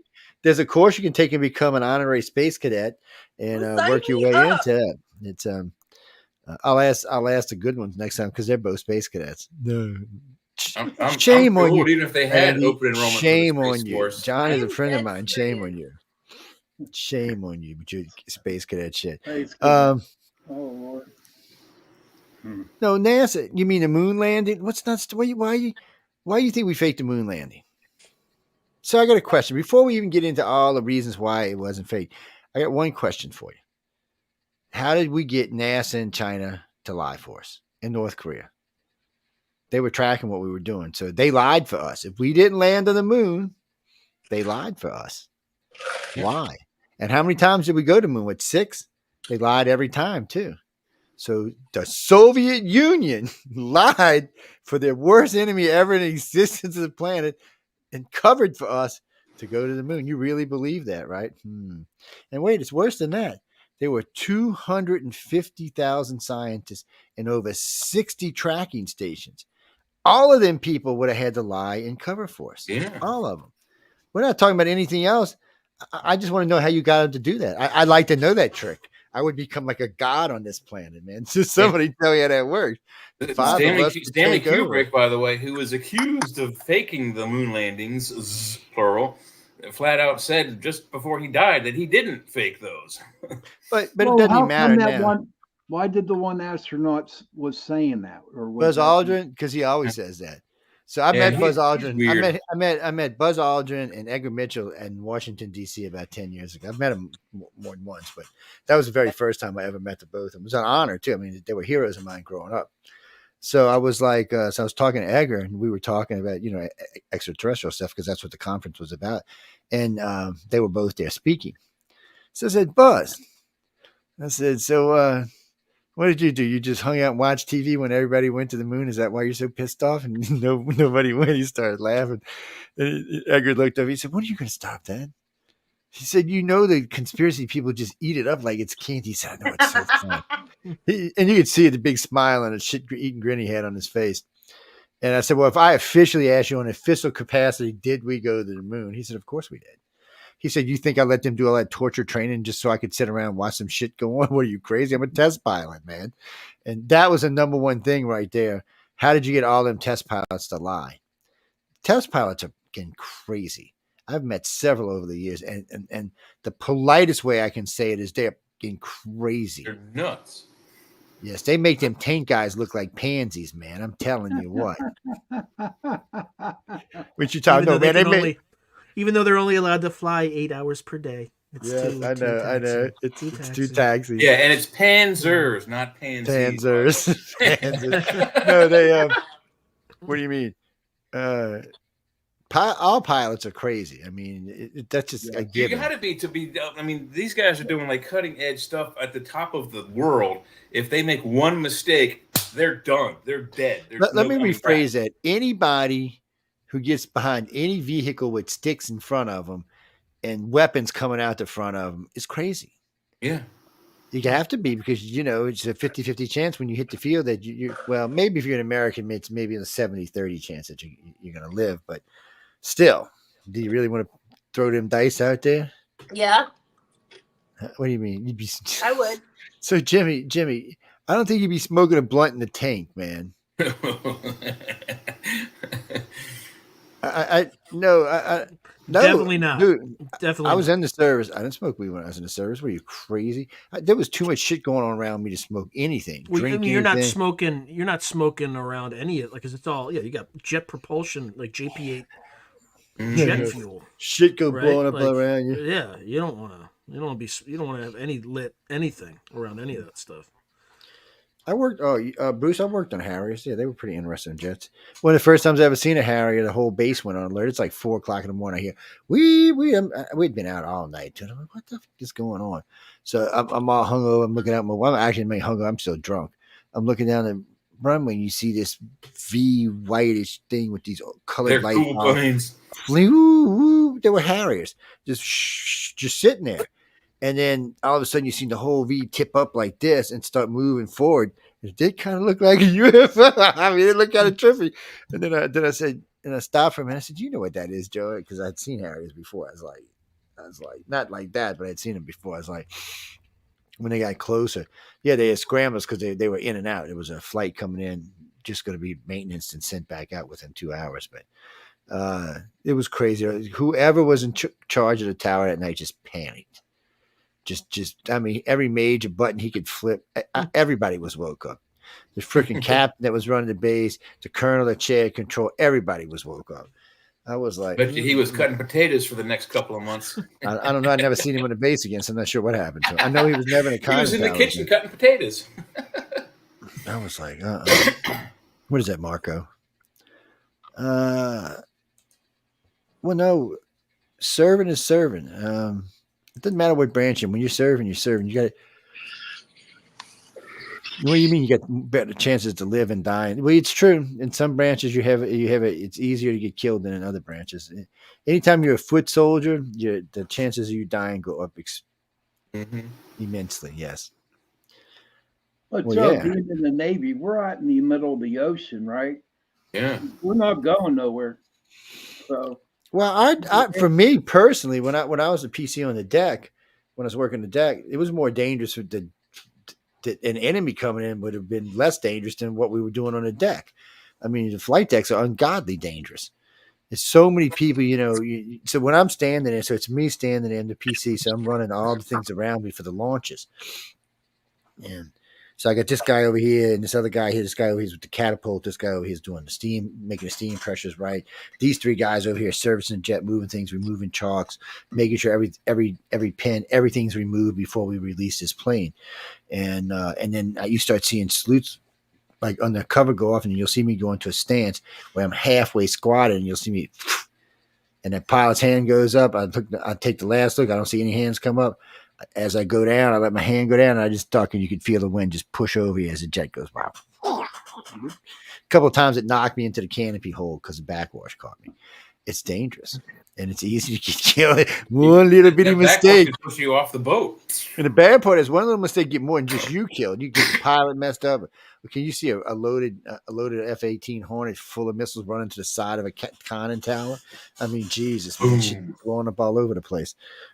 It's dangerous. It was fun. Well, I'm not gonna lie, it was fun, but it was dangerous. we had a guy on the Independence. He was a flight deck, and he got sucked up into an A7 Corsair's engine, dude. Yeah, because them ducks were so big. I remember the first time I had to dive a duck was on an A7 Corsair too. I was like, man, I had somebody holding me by the ankles trying to get down there to check the fans. Them things were dangerous. Yep, cut them up. They were dangerous. Well, Darryl, I mean, when you serve, when it comes to serving, you don't really think about it. You really don't. When you're on that flight deck, or when you can ask Sean, when he's cruising along a tank at 30 miles an hour, 40 miles an hour, getting bounced around, he's not really thinking about dying. He's thinking about who he's going to F up. That's what he's thinking about. Yeah, you're looking for targets, and you're also there's other stuff too. Yeah, there's other stuff. Yeah, because there's people in the back on the radio 10 clicks behind you. They're like, I'm just leaving the longer side. I'm agreed to it. And you're like, break, get the F off the net. I got, so there's a little bit of that dynamic where you blast people on the radio for saying stupid stuff and talking when they shouldn't. But yeah, you're constantly thinking. It's like playing chess, except it's in real time. Honest to God, Sean, I'm being honest about this. By knowing you for now, if we were at war, I would follow you into the gates of hell, dude. I mean, especially if you're a tank, man, like, protection. Whatever you want, Sean, let's go. You say, Sean, go to the gates of hell. I'm going to go to the gates of hell because. Well, you got to make it fun because, if you don't make it fun, it's, people will start to actually think about what they're doing. We talk about the difference between really good sci-fi and not really good sci-fi, or anything that's even terror. If there's not some comedy in there somewhere, it sucks. What do you mean? So I say this all the time, but the difference between a really good show and not is somebody's going to die. Looks like everybody's going to die. Somebody in the group is going to say something stupid. They're just going to have to. You might have people screaming all around you. You're still going to say, I'll be the one saying something stupid. I'll be like, yeah, well, just put your legs, guys. Happy ass goodbye. Cheerio. You mean, have I been in places? Oh, I've been in several places in my life where I could have died. Oh, yeah. I come close to dying on more than one occasion. Oh, just even in training, man. Like Yeah. there's some, and there's just like simple decisions you make that you don't realize. I mean, I remember once I had a platoon of like 20 people, and we were in like one of those giant tents. And it was like at the time it wasn't a combat arms; it was like support platoon. And What somebody brought branch? a jet army, and so I was a cavalry officer, but you know, I had a support platoon at one point. I was an XO, I was a tank platoon leader, all that stuff. But we had a bunch of people. It was really cold. It was like in February or something like that. And one of my sergeants brought in like a heater, like a diesel heater or something like that in the tent, and they had the tent closed. I'm like, hey, sergeant, like, you gotta. I know it's cold outside, but open the zipper so that we get some airflow. Otherwise, people will, will die of asphyxiation. And I'm like, I'll sleep next to it. I'll sleep next to the exit. I'll be cold. That's fine. But like, we can't.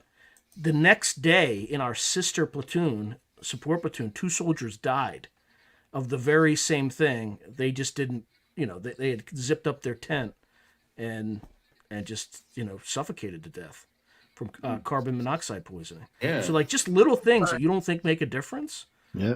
Make a huge difference. So,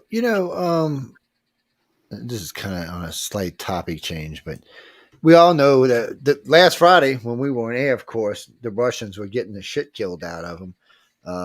Watching them, anyway, they were at a concert and pretty much all, 140 now are dead. And I loved Putin at first. Oh, it's the Ukrainians. Really? And, Ukraine could have done it. I mean, it could have been something the Ukrainians did. But the sad part is America warned them, I think it was 2 weeks earlier, look, there's a threat from Islamic groups in your country. And not just in your country, in other countries.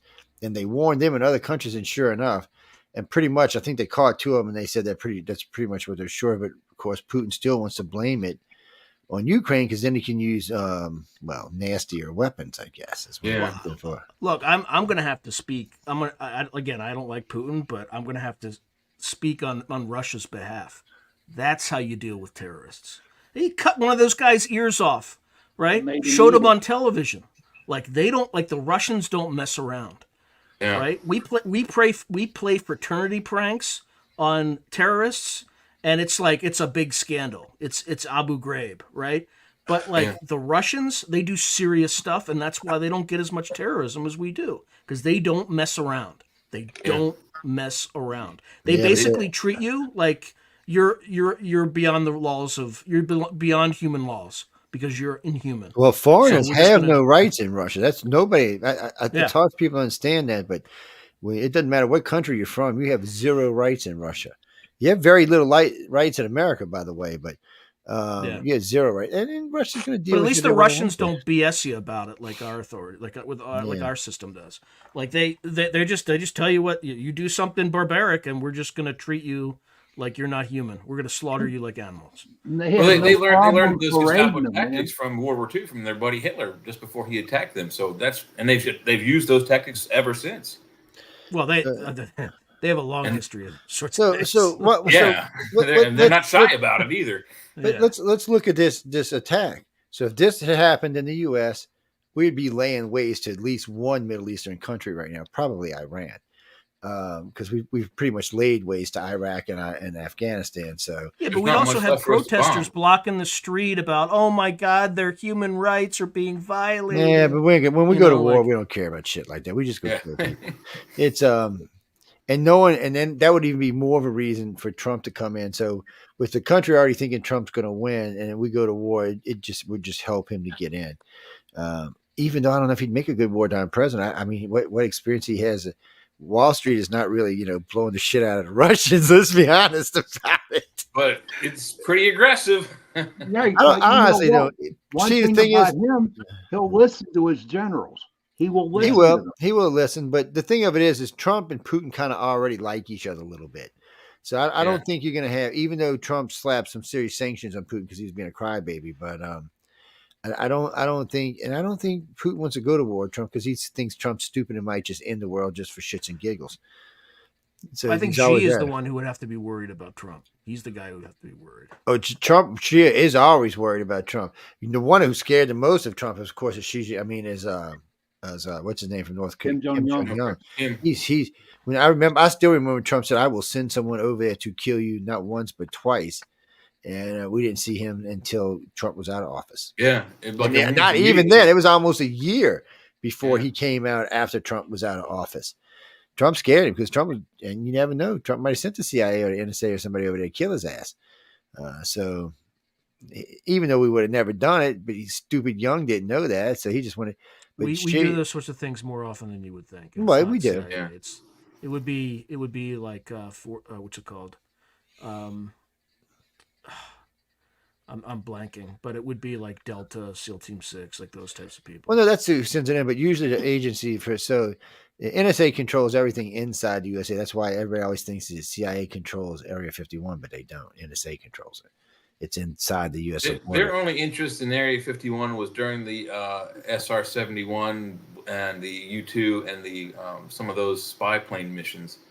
That's but really if it's they didn't help get the area built, but they have, other than that, very little involvement. But if it's an operation outside of the United States, CIA has control over it. They control it. They may control it through courtesy of the president, but they still control it. But they don't pick. Something's always confused me about this from being in the service. So they control it, but they're not allowed to pick so they get basically this is what goes down. They get the control of the operation that's going down and any agents that need to be in the area. But if there's any special forces services going in, they don't get to pick who it is. It's by whatever part of the military that they're going in gets to pick it, and then it has to be approved by the president. But the CIA, they do have their own paramilitary. They have the Special Activities Division. Yeah, I know they got some nasty little shit that do stuff too. But sometimes you need the big boys to go in and get stuff. Yeah. You mean what's his name? The Iraqi president? They never killed that guy. Don't let him bullshit you. Don't think he's dead. No, he's the not Saddam dead. Hussein guy? Yeah, he's not dead. Oh yeah, he's not dead. First off, so just a couple of clues that help y'all with this. One, he was found pretty easily there. The guy, even the SEAL guy, said he didn't even look that shocked when he seen him. Like he knew it was coming almost. His kids weren't there, and wife number one wasn't there. He always travels with wife number one. That was just a thing. Everyone knew it. She wasn't there. Odds are it wasn't the real guy. And he had 40 lookalikes, not one, but 40. So odds are they didn't get the right one. Remember, we're the ones that trained him. We put him through college. We put him through spy. We did everything. Are you talking about Osama bin Laden or Yes. Saddam Hussein? Both. Saddam Hussein. But we trained Saddam both. Hussein's not. Saddam isn't. Bin Laden's dead, right? Yeah, Bin Laden's dead. Yeah, they're both dead. Yeah, they're both dead now. But when we killed him, and they said, "Okay, well, we're going to throw him off the side of the ship." Yeah, that was weird. I thought he got hanged. No, Saddam Hussein was hanged in a very dark video. Osama was just was like shot to death, I believe, by somebody from. By the way, isn't there only like one survivor from that? Last I heard, there was only one survivor. One survivor from SEAL Team 6, yeah. And that's the guy who wrote the book. The unit that took out Bin Laden. Well, whoever the survivor was the guy who wrote the book. I guess he was part of the original squad. You're right, because they just change out. That's another thing when you get into the sea or any of the special paramilitary branches, they just kind of rotate through. You know, they usually try to keep 6. They're the best. They're the best of the SEALs, basically. Yes, they are. They pretty little scrabby little boys that like to kill people. No, I wouldn't fuck with them. No, special forces, I still wouldn't fuck with them. No, I couldn't explain to you what I was in special forces. It's you wouldn't know what it was if I said what it was. You wouldn't. Say it. I can't. One, they'd come kill all y'all if I did. Probably everybody else listened. Say it. We don't want 3 million people dying. I will go to a better place. Right. Like, Maybe. tell me, please. Maybe, but since it's classified information, the devil might say, "Well, you heard classified information. I have to bring you here now." I'm secrets. You know secrets. See, my life was, it's not how it started out for me. So I joined the Navy to get into avionics electronics. That's what I went in for. And my commander kept saying, well, you got leadership abilities. You got leadership abilities. And then when we went out, the first time we went out to shoot, I scored 20 for 20 on with an M14, M16 at 100, 200, and 500 yards. And he was like, wow, I'm impressed with that. I'm like, dude, any good coon ass could do that. It's not even a thing, man. He said, no, it is. I said, no, trust me, it's not. I said, where I come from, that's just all my friends can shoot that well. No qualms, no months, no nothing. He's like, well, that's pretty damn good. And then when I with the pistol, they it was a 44 and a 35 and a 9mm and a 45. I qualified 20 for 20 at 3 different sides. He was like, it's just like a natural for you. I said, I told you I'm a coon ass. I'm from the bayou. I said, do you realize, dude, I've had a gun in my hand since I was like 12. Not even, I said, actually probably about 10 is when I got my first 14 and first 22. I said, it's just, I mean, we used to shoot 22s and kill birds in flight. I mean, it's not that complicated.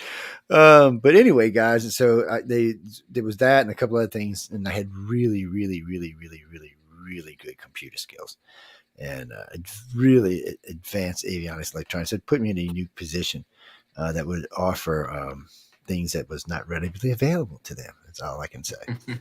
So I was recruited, and somewhere along the line, and this is the God's honest truth, somewhere along the line, I was, 18 or 22 months somewhere. It might have even been 26 months. I said, you know what? I want out. And he's like, why? You get ready to graduate. I said, dude, I don't want to kill anybody. I said, if I graduate, I can't get out.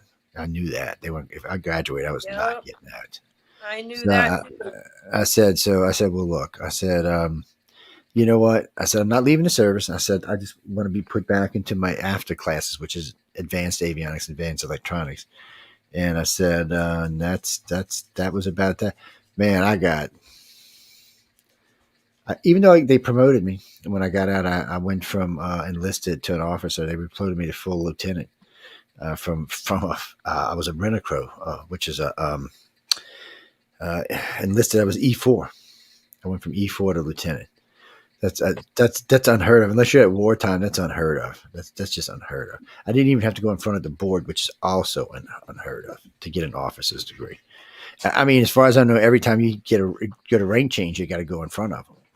I mean, that's how you know that you're worthy to go to the next rank. Maybe it's because I'm a high claim. Maybe they just liked me. I have no idea. I know this: when I left, I got mad one day. I had 2 years left on things. I said, that's it. I'm out of here. And a good friend of mine, I can't tell you his name, changed everything so I could be out with both my honorable discharges. Somebody liked me is all I can tell you. Somebody still likes me. But I do know they listen, and I do know they pay attention. I have been sanctioned a few times for saying things I shouldn't. 2 decades ago, I was talking about EMP shielding on our jets. Oh, man. I almost lost my clearance over that one. Jesus. They lost their freaking minds. He actually told me, they called me, and he said, look, you can't do that. He said, you could go to jail for this. And I'm like, what? I said, you're not going to tell me the race. We don't give a shit what the Russians know or think they know. You can't confirm it is all we're saying. Yeah, but it's something that like almost every civilian that I knew, we hadn't verified it, but we're like, I guarantee you all of our planes. Everybody knew. It was just a pissy thing. How do you know that? Like, because we invented the damn nuclear bomb. Of course, we're not going to send a plane into a war zone. They were just pissed. They were just pissed because they had been listening to Wake Up USA, and we used to play games with them. They would chime in and listen to the show, and they would just come in the middle of the show and start talking to us. The producer was trying to lock them out. There's nothing we could do. They would just come in. They would cut off the show. They not would just cut off for us. I had Alpha Weber on talking about, which was Jimmy Carter's silence advisor. They knocked out everybody who was on the system every 15 minutes until we stopped talking about alien agendas. They were just like, bloop, nope, you're not talking about that. We're not going to allow you to talk about it. And then a couple of times I got sanctioned and it was mainly because it wasn't so much about what I was talking about. Like when I said the Nimitz actual speed, I knew they would get ready to retire the ship, so there's no reason for me to get in trouble for it. But no, somebody got mad. It's because when they want something and I'm not readily available to give it, like information on who our contactee core is, no, I'm not giving you that information. And they just get pissy. It's more like a warning, like when they show up at work and stuff and threaten me and my family and my friends, which they've done more than once. It's and you know what's so funny about this? Somebody said, "Oh, you can't prove it." I said, "Almost every time I've been threatened, it was in front of people." They're like, "What?" I said, "Almost every time." I said, "One time there was more than 25 witnesses standing on the roof watching when all this went down." They're like, "What?" I'm like, I said, "I think they want other people to know, to be honest with you." And they came out and threatened us on the day of the damn when the jets hit the Twin Towers. We got threatened. We were doing a job. Wow. But I'm not the bad one. Linda's the bad one. Oh, what is that, Phil? What do you mean aliens don't exist? What kind of aliens don't exist? Illegal aliens? Is that what we're talking about? You mean aliens from dimensions? Lee is an alien. What are you talking about? She's a live alien. Yeah. Yes. You better watch. She will put the psh on your ass. Have you ever been probed? I'm telling you now. You better watch out. You're wanting to be probed by me.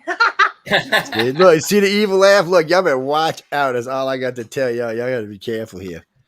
No, anyway, we're going to get back to the real news, but I don't know why you would think that. I did hear about Congress raiding the funds for the presidents. I'm not really interested in it, but Navy rushed to test microwave weapons tied to anti-ship ballistic missile fears. Ooh, wait a minute. So they've got a microwave weapon tied to a phalanx. Look at this shit. It's actually on the side of it. So an extra piece of equipment. Yeah. So now you've got the damn gun that shoots umpteen billion bullets a minute, and it's also got a microwave attached to it. Nice. A radar-controlled microwave beam. Well, I hope. Look, Navy, I hope it works for you. Well, the thing with the lasers are still. They're not like Star Wars lasers or Captain Kirk lasers or something like that. It takes a while for it to heat up and make the thing explode. Jimmy, you're talking about chemical lasers. They got good ones, but chemical lasers, so the ones that they were using on the 727s that were flying big figure eights, they used chemical lasers, but they were pellets and they had to be reloaded. So I think you got 2 shots per pellet. And it didn't take long to reload it, but still, when you've got missiles falling in the sky, especially nuclear bombs, you want to be able to knock them out the sky. No, we need lasers that can take out multiple targets in seconds. I wonder if on contact. I wonder if any of your listeners play the video game No Man's Sky. It sounds very No Man's Sky to me. It's a fun game. You should look our generation, we had Missile Command. Where you use nuclear weapons to stop the nuclear weapons from hitting your planet. That was fun. Missile. Yeah, that was a fun game. That was a fun game.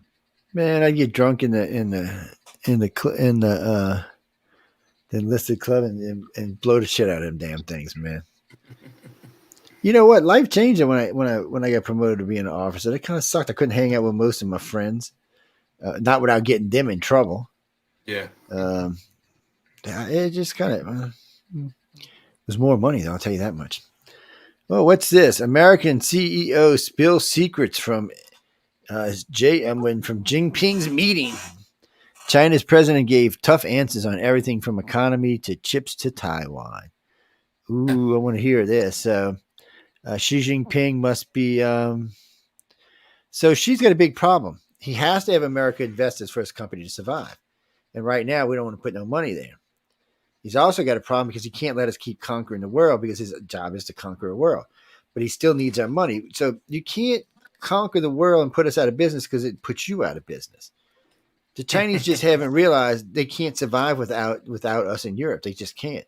So there's got to be some kind of deal. So what China should really do, if she was really, really intelligent, what he should do is just say, okay, look, we will become the world's manufacturer and we will do everything we can to give everybody a better life. And we will get rid of our military if you strictly buy from us. They would be the most global. They'd have $100 trillion a year economy in no time at all. But somebody'd have to babysit them and not let them have a military ever. Too much money. You saw how that worked with Germany. They weren't supposed to have an army. They got one put together clandestinely in like 3 or 4 years. Yeah, well, we let them. Well, we just. I mean, Germany now can have a military just like Japan can because we relieve at least most of the pressures of the Versailles Treaty. But still, But I think Japan's still not allowed to have a navy. yeah, they got a navy. We've been sending them ships. Matter of They have a fact, Coast Guard. They don't have a navy. we sent them. We sent them 2 submarines. I think a destroyer, something else just recently. We sent them a bunch of shit.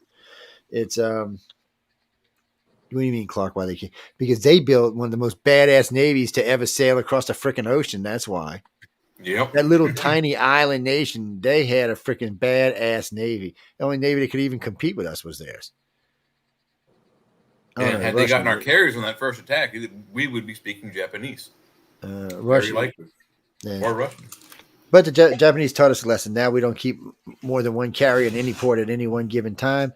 There's never any planes parked by them. They're usually spread out across 10 or 15 bases so they can be swift and immediate responses from different angles and different directions. Yeah, one taught us a lesson. We had all of our eggs in one basket, and guess what? They cracked a bunch of them bitches. Yeah. Look. Oh, you mean the Battle of Midway? The Battle of Midway was luck. It was sheer luck. We found them first. Luck. It was just who found who first. We found him first, and we just got the bombs off first. That was all it was, man. Well, the big luck piece there was the intelligence division on Pearl. They broke the code, the Japanese purple code, and they were wondering what they knew that they were looking for something called AF. They knew the Japanese Navy, their next target was AF. They wanted to know what AF meant.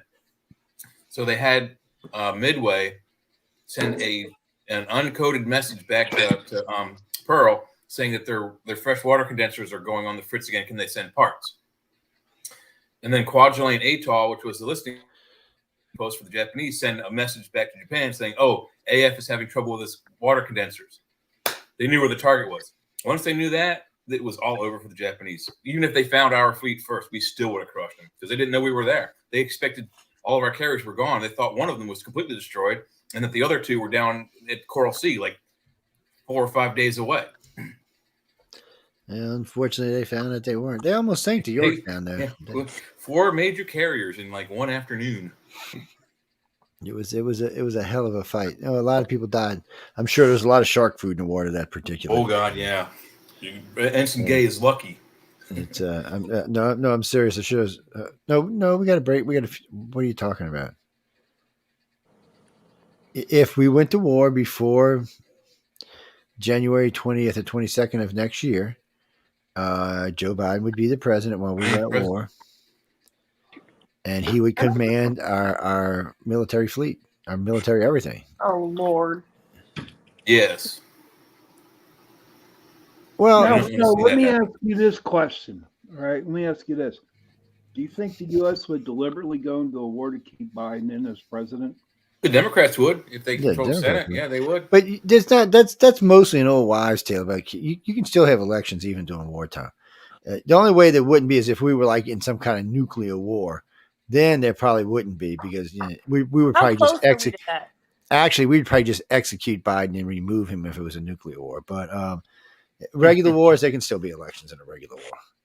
And that's why you got. I think if they invoke the War Powers Act of 1973 for like some sort of emergency, that's one scenario where they could kind of do that. But I mean, yeah, but they don't have enough votes for that. So. They don't have enough votes for it, unfortunately. Yeah. Nobody right now. Nobody's got enough votes for anything. Or fortunately, they don't. Rather. Yeah, I think the war power is a 2/3 majority anyway. So it's. Yeah, but in the event of a nuclear attack from Putin, I think they probably would get that. So let's talk about this for a minute. Putin has not threatened the United States, not even one time. No. He has not said, I'm going to nuke the United States. Matter of fact, the only threats he's made is against NATO. And Great Britain. He also Great Britain. Yeah, Great Britain. Great Britain pisses.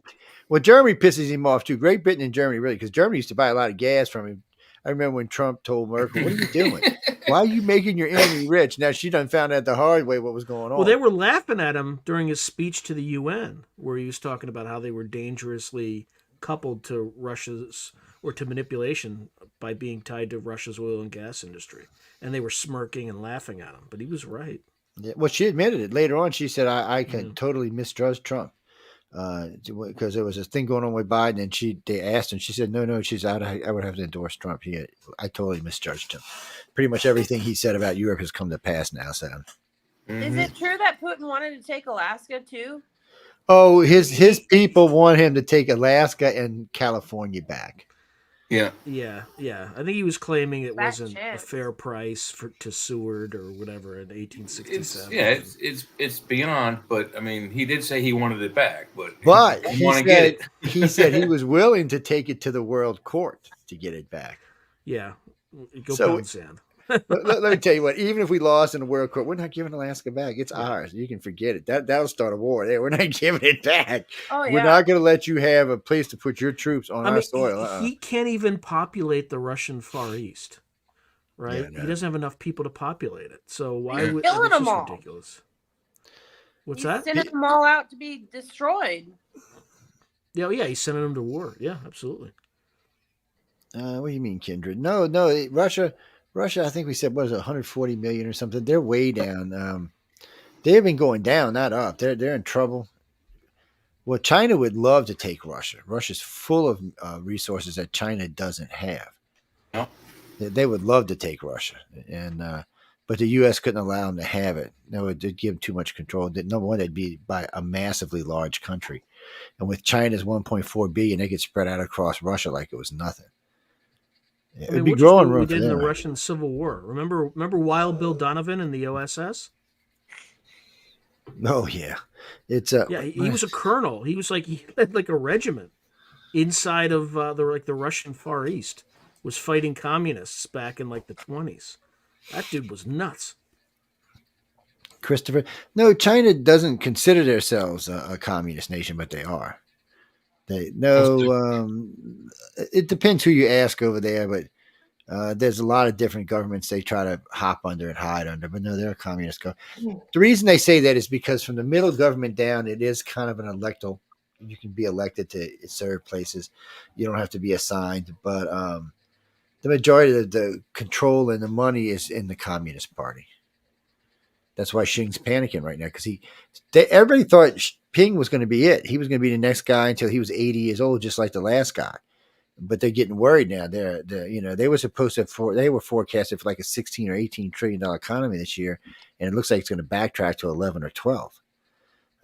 Where the U.S. is going to hit 32 or 33 trillion dollars this year, and that's not including our allies, which are going to do the same. I mean, we control. I think between us and our allies, we control 2/3 of the economy in the world. Why? I don't even understand why Russia and China even try to piss us off. It's ignorant. They tried to do their allies, so they tried to do the alliance. Then, with their new special money and everything, and it was Russia and China and Saudi Arabia and a couple of the other countries. Now, some of Saudi's principalities have been caught using U.S. money. Some of the Russian oligarchs have been caught using U.S. money, and some of the business owners of China have been caught using U.S. money. And some of the terrorists that we've been going after have been caught using U.S. money. Well, because their little plan to whatever they were going to do to try to take world control just slapped them in the face. Yeah. It's not. I think the hardest thing they don't understand is it's not just our president; it's the whole country, all of our businesses, everything. It's not just you can't just say, okay, I'm just going to slap Biden around, and then I'm going to be the next greatest thing since chocolate milk. It doesn't quite work that way. And then as long as our allies hold strong, there's really no prayer for them. Yeah. China could easily pass a unionized economy if U.S. and Europe started buying nonstop from them. Yeah. They would easily be the number one world's economy. Easily, they'd probably double our economy in no time at all. But when nobody wants to do it anymore because nobody trusts them. Actually, COVID hurt them bad too. That's one of the reasons Europe cut them off. If you value their GDP by purchasing power parity, they have the largest economy now. But they don't have any money to purchase anything. Well, neither do we. I mean, after. We see it's different for us. It's different for us. People always tell me about, we owe $30 trillion, but to who do we actually owe it to? See, this always cracks me. Ourselves, maybe. Basically. Yes. Out of the 32 trillion we owe, I think 30 trillion of it is owed to our Social Security programs. This is money we borrow from ourselves, people. It's not money that we're borrowing. We owe everybody so much money. And actually, most of the debt that China owes is credit card debt. they bought up a shitload of our credit card debt for some reason. So For it's some not reason, that seems like a pretty good 30%. Yeah, tether to people. 19 Hey. to 29%. I'm sure it's pretty good Hey, for we'll them. wipe your credit clean if you just attach this little device to the Put transformer TikTok on your phone, man. That's all. Yeah. Put TikTok on your phone. We'll be happy. Or Timu.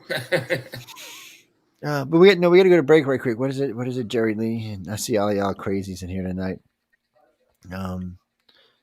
Where? Oh, New Zealand. I got some friends in New Zealand. I've been wanting to go because they have no snakes down there. They don't have spiders either. That's not entirely true. There is a brand or breed of sea snake that does visit the island, but it doesn't approach land much. Just on the beaches.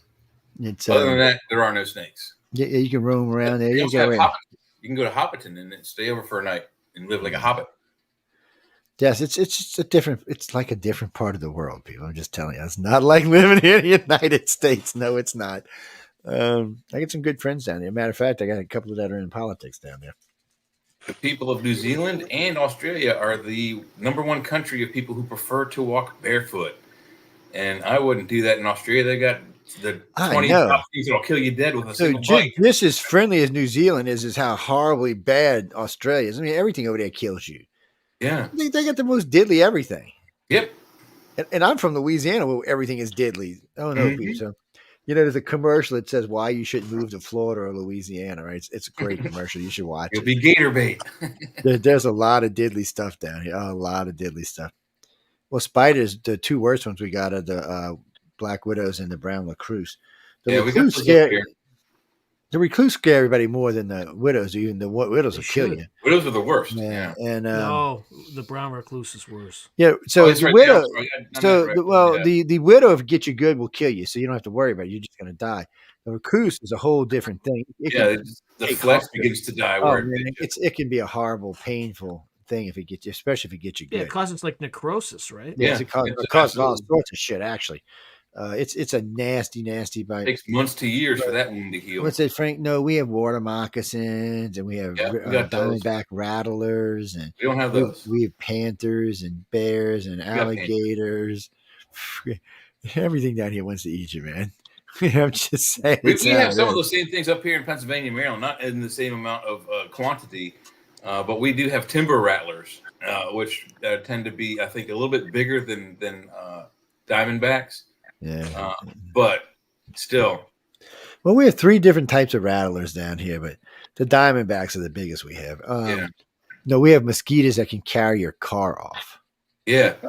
So literally, if you ever go down Leah, they would pick up Leah by her hair and just fly her away. What hair? If you listen carefully, you can hear the mosquito saying, "Should we eat him here or take him home?" I know, man. They're monsters. No, we gotta go. We're gonna take a break. We'll come back. We got lots. Well, we're gonna be doing some polls in a little while. Well, because all the polls I read said Joe Biden is number one. He's kicking Trump's ass in every swing state there is. The delusional crats. All I want. No, really. I just, whatever they're smoking out, y'all need to share with the rest of this group. Yeah. Okay? Pony up, man. I'll get off of sobriety if it's that good. I mean, come on.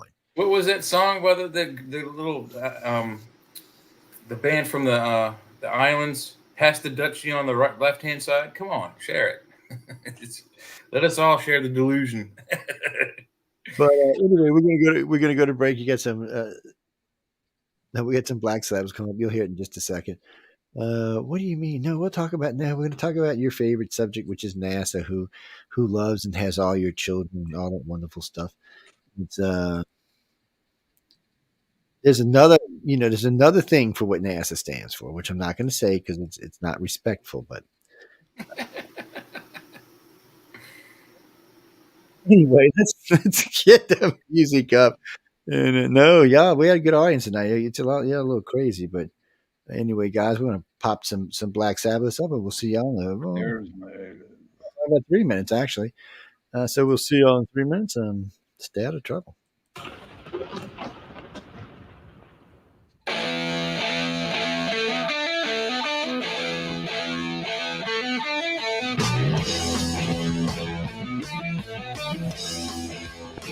Doing, Booger? Finished with my woman, 'cause she couldn't help me with my mind.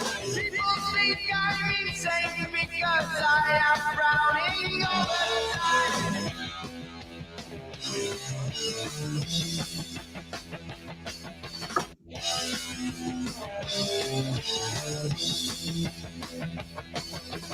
All day long I think of things, but nothing seems to satisfy.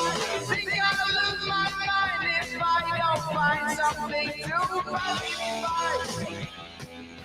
Can you help me? Are you from my brain? Oh yeah.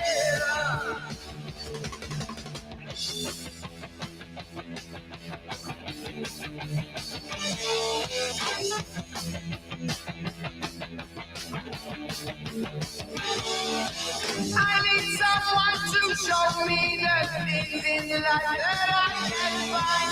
I can see the things that make true happiness. I must be blind.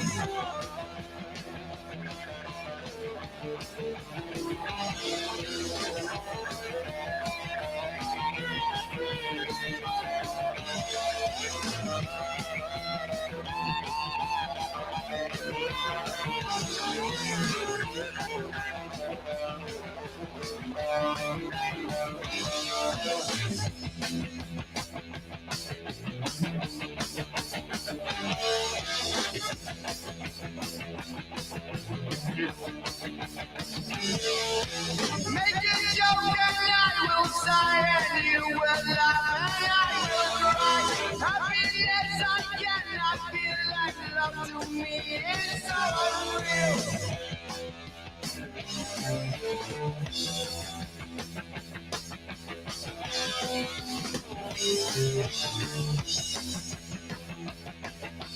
And so as you hear these words telling you now on my stage, I tell you to enjoy life. I wish I could, but it's too late.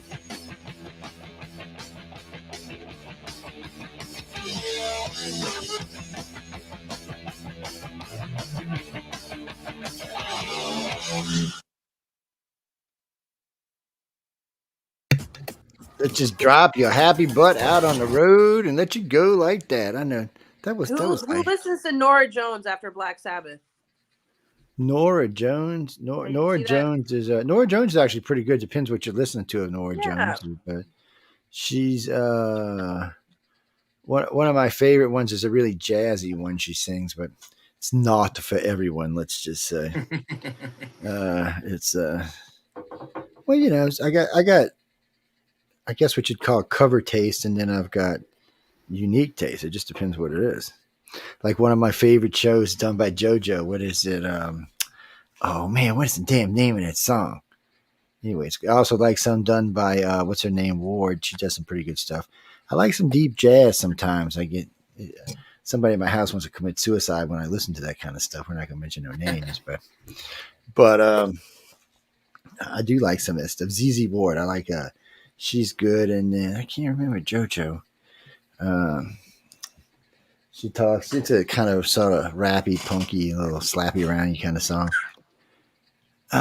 Jack, I grew up in a family. I grew up in a really spread out family. I have stepkids and kids, and I got a lot of friends. There's a lot of music in my life, a lot. And depending on what kind of mood I am, I can listen to a lot of different things. Like if I'm driving. So if I'm driving doing certain things, I might have on music like this. But if I'm driving like it's going to be a long trip and I'm cruising, say doing 80 or 90, I'll have on something like Red Foo or something like that. Yeah, something high beat. Yeah, something retarded. Yeah, something that doesn't let me have to think. It's just cruise. Sometimes I have some ZZ. I haven't listened to ZZ in a while, though, to be honest with you. That's a lot of stuff I haven't listened to in a while. What do you mean? There's been some good music in the 20s and the 2000s. It hasn't all sucked. There's been some pretty good music. There's been what's that one? She ripped my heart out, and I can't remember the damn name of the song now. That one's pretty good. It's just not really. There's some good stuff out there. I mean, there's some You horrible like stuff Dio? too. Who? Dio. D-I-O. Oh, Ronnie James Dio. Yeah. Oh wait, I ain't got no camera. I was wondering what the hell's going on here. No, I was shaking my head. No, We can't see you. It was what's that, Marco? Everybody has different taste in music. Oh, so well, Tired of it's music. different for me. So when I get in my car, Oh no.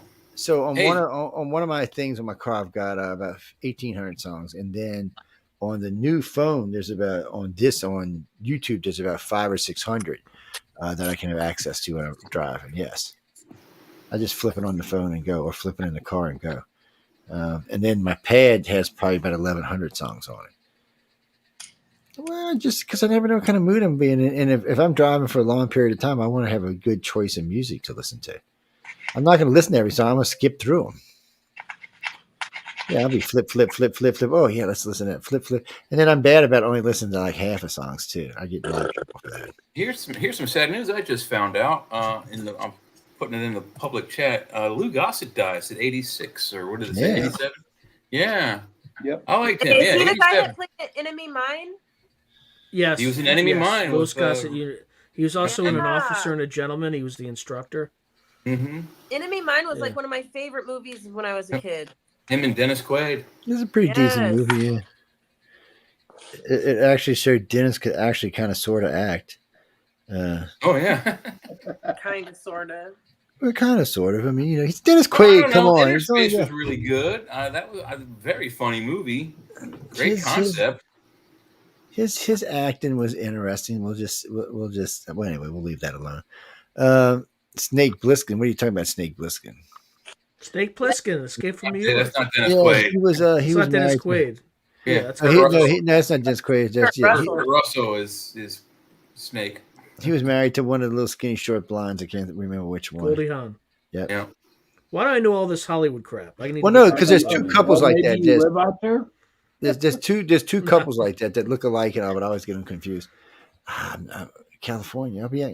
Wait, moving? No, I'm not moving, but I'll be out there in about 20 days. Yeah. Lucky. No, usually, honest to God, he comes back sick when he goes out to California. Yeah. No, only Yeah, LA's falling apart. It's like Escape from LA. Well, the last 3 times he's gone there, he's gotten COVID again. Yeah. Yes, Well, he no, out of the 4 times I've been there, I've only got it twice, but it's still, it sucks when you get it. Last time it was a nice trip, and I didn't get as much work done as I'd like to because they had overbooked everybody, so it was hard getting any good interviews in. But it was a lot of fun, and it's just the people you get to meet. I mean, some of these. What do you mean, Jackie? Oh no, a lot of these people are rich. Oh yeah, I mean they got big movies to their names. I mean, come on, how much do you think he made off of Ender's Game? Yeah, I bet you took it. How much do you think he made off of Pirates of the Caribbean? Yeah, how much do you think they made off of Dune? Yeah, there's some pretty big names here. Which Dune? The old one? Both Dunes. Both. There's more than So both. the There's 3 original versions. Yeah, but the original writer used to be a judge for Writers of the Future. Now his son, and then as it Kevin J. Anderson, who Okay, writes Kevin J. the- Anderson and Frank Herbert, they wrote Yeah, the prequel What? books together. Yes. So I got to see last time when the last one premiered, we got to see it first before anybody else did because it premiered at Writers of the Future, That's which was cool. nice. So John got mad at me because I told the guy, I said, let me tell you something right now. I said, if you effed up Dune, we're going to have a problem, man. Right? I'm like, look, I like Dune. It's a good, I like the old one because it's got a lot of characters in it. Some of the other ones are okay, but I said, come on, man. He said, no, we're going to do it in 2 parts. It's going to be much better. I'm like, so the first part was decent. I mean, but it was nothing. That's the nothing part of Dune. There's nothing. They got you right. The perfect cliffhanger part is right before they fully join with the Fremen. It's a good It's cliffhanger. before the good shit hits the fan. Yeah. Yeah, exactly. Muad'Dib. Oh, you mean where's that quote from? We're all star stuff. We're all made of star stuff. I know what you're talking about. That is Babylon 5. Yes. I recognize the way you wrote it. That's where that came from, Babylon 5. I think that quote is also from like one of the Vedic texts. isn't it? Well, what's his name? I can't remember his name now. Damn Arthur. He actually changed a lot of that stuff around so that when it came out of Delenn's mouth, it was unique to her. Well, no, we're all star stuff. That's actually absolutely 100%. It's 100% true. Yeah. Well, it doesn't matter if you believe in God. God created stars. I mean, what the hell are you talking about? Everything in the universe is made out of star stuff. Or let me reverse that. A lot of the universe is in the star stuff. Well, because it's dark matter and stuff like that. We don't really know what it is yet. We're basically made out of candle wick.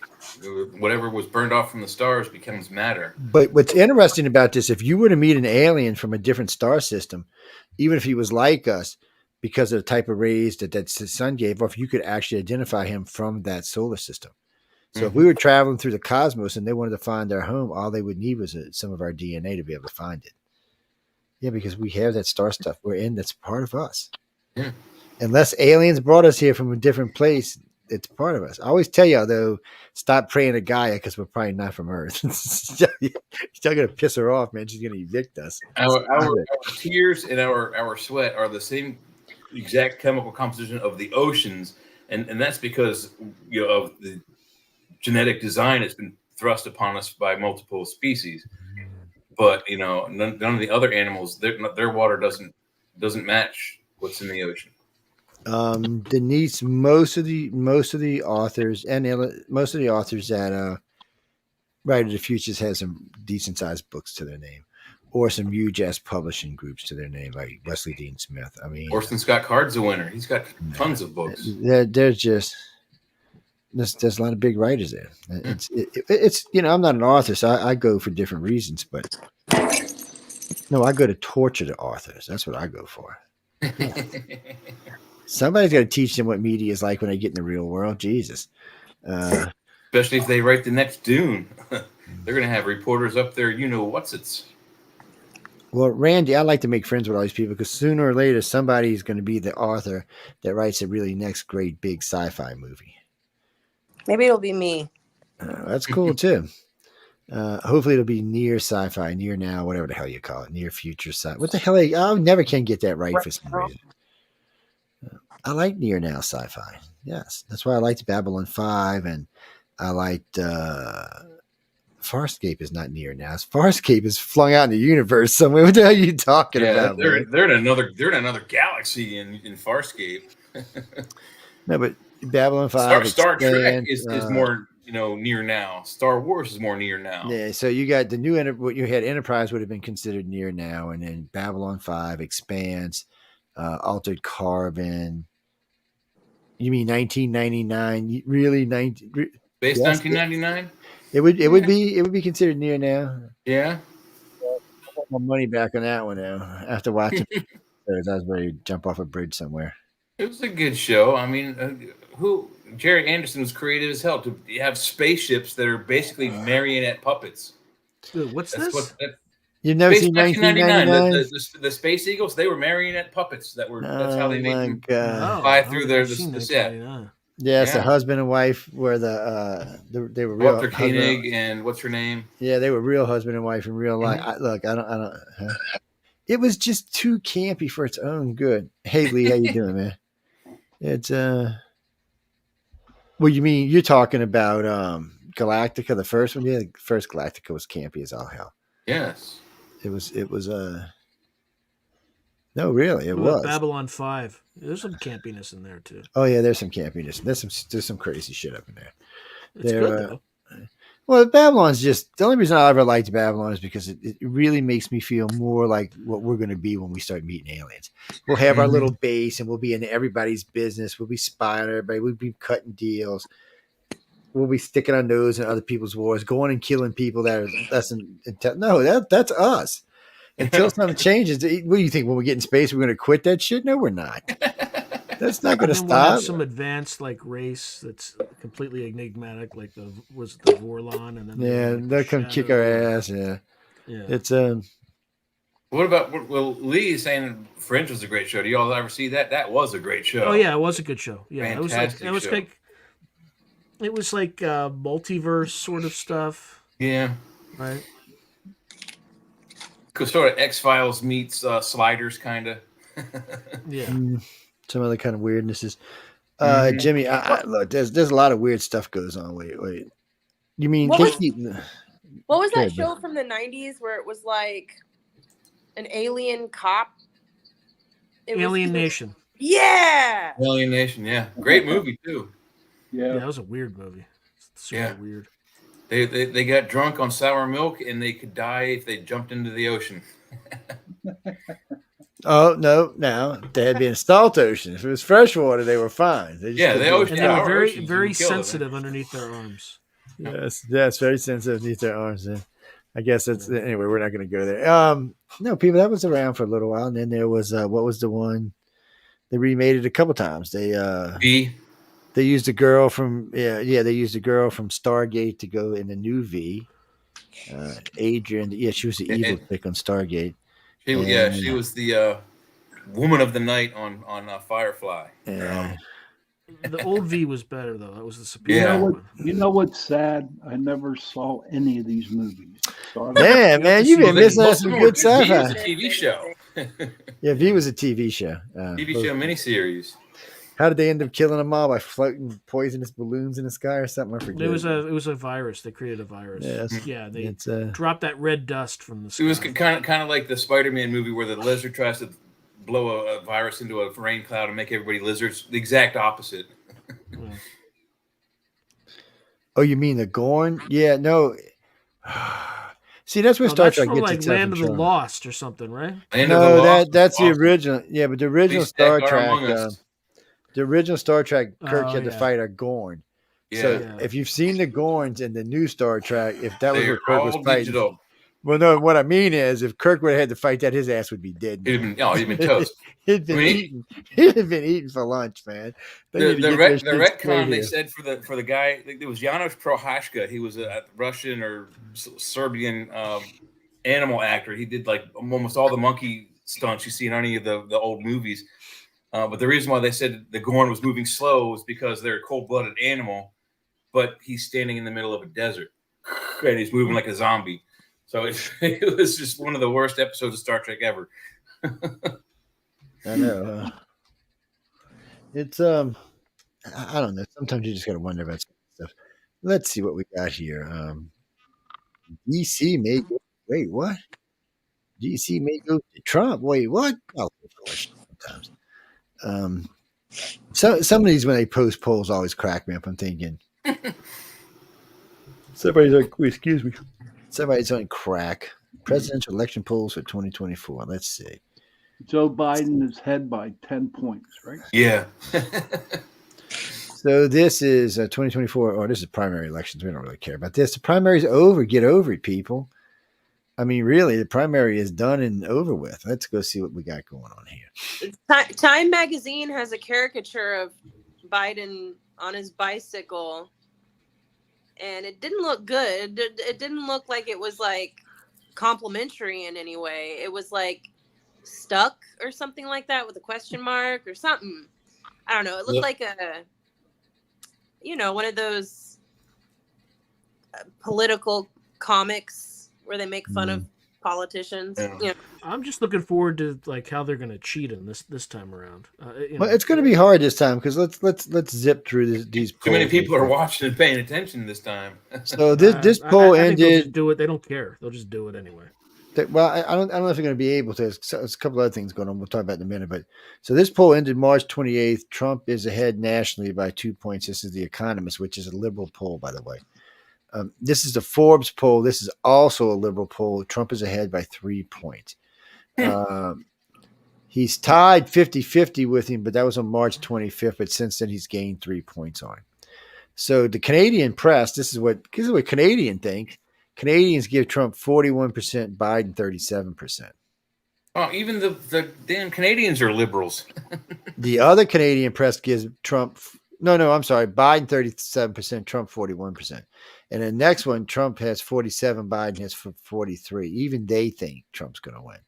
Well, it's So also he- because Trudeau's a tyrant, and they're kind of sick He of is. it. Yeah, they Is are. it true that there's no right wing media in Canada? That Not all right now. news and everything is left wing and liberal? It's It's pretty Canada. much true. It's not completely true, but it's pretty much true. So the Fox ones, of course, all have Trump at 51, Biden at 40. And then, of course, they're still whooping him. And then this is Quinnipiac. Quinnipiac has them at a dead heat. No, I'm sorry. Nope. Trump's winning by a point. I lied. So there Might he as is well be right a dead there. heat. This morning consultant, Trump is down by 1 point. Active vote U.S. minorities, Trump 53, Biden 45. Holy crap, holy. Harvard University, Trump 44, Biden 38. Trump 51, Biden 48. These are Harvard polls. I mean, you couldn't get more liberal than Harvard if you stepped in the middle of a Boston mall somewhere. I mean, They really. sound scared. Morning consultant, Trump is down by 1 point. All the religious ones and all, Trump's winning by 5 or 6 points. Marist College, he's winning by 10 points, 11 points.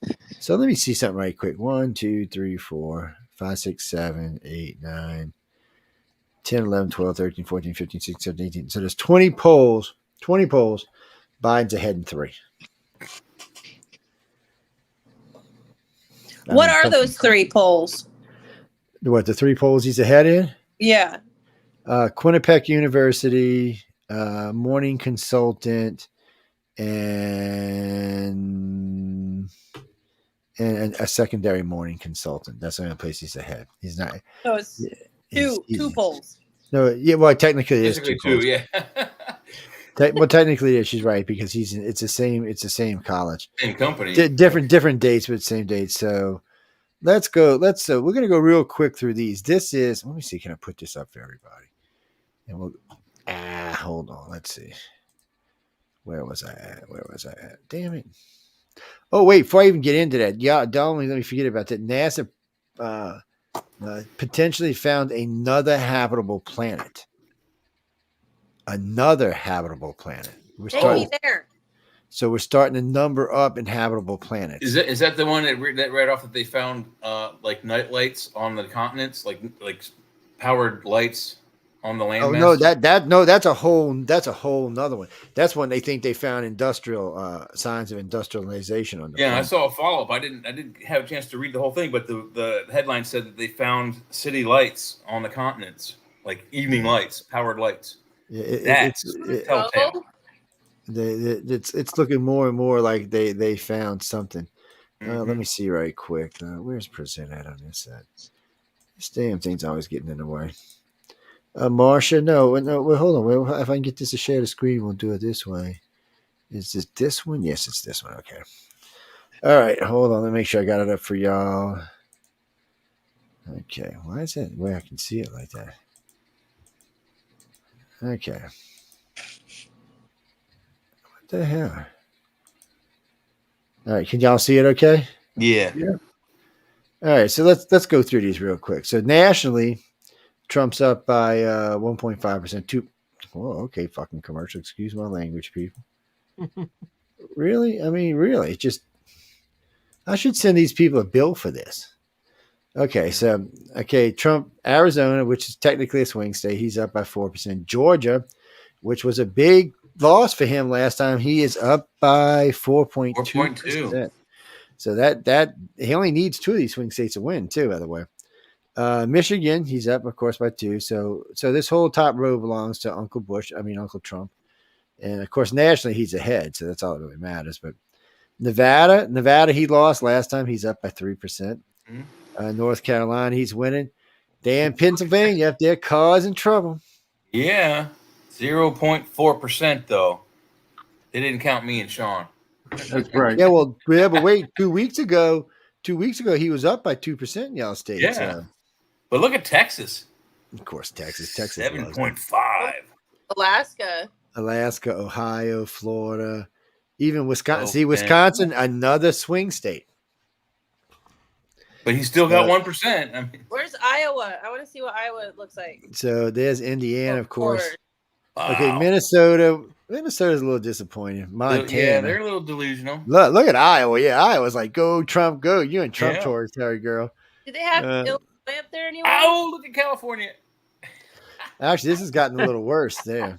What did you ask me? I I didn't don't hear what you believe said. that. This is I'm by a sorry. I quarter. just don't. There's a ton of conservatives in California. Yeah, Like but they don't California's allow us to just- vote. They just throw out our votes. They don't Well, even they go to do the have a polls. bunch of legal immigrants now too. Like, Yeah. There's Yeah. Maine. Look, Trump's winning in Maine. Look at that. Wow. Maine District 1, he's losing that one. District 2, he's winning. Why do it's they gonna have be How good. can you be How about undecided? Maine? Like, how can you be undecided in this? Undecided is Because also right the same as now, those who aren't going to no, vote. because you want to know why, Sean? Because right now you're still kind of stunned that this is the only two assholes you got to vote for. That's what the problem is. Yeah, I know, but it's either like incompetence or maybe incompetence, right? Yes, Like, that's true. it's pretty black and white.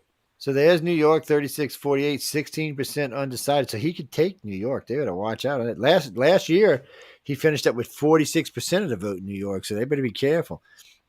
South Carolina, easy win. Washington, we never expected to win Washington or Maryland. It's not that. Colorado is disappointing. Colorado. Yeah, that is disappointing. Why would y'all vote for Joe Biden? Somebody out there needs to tell me. I'm confused. I mean, I can understand Massachusetts. It makes total sense. But Colorado? Maybe they want their recreational weed to get more expensive. I don't know.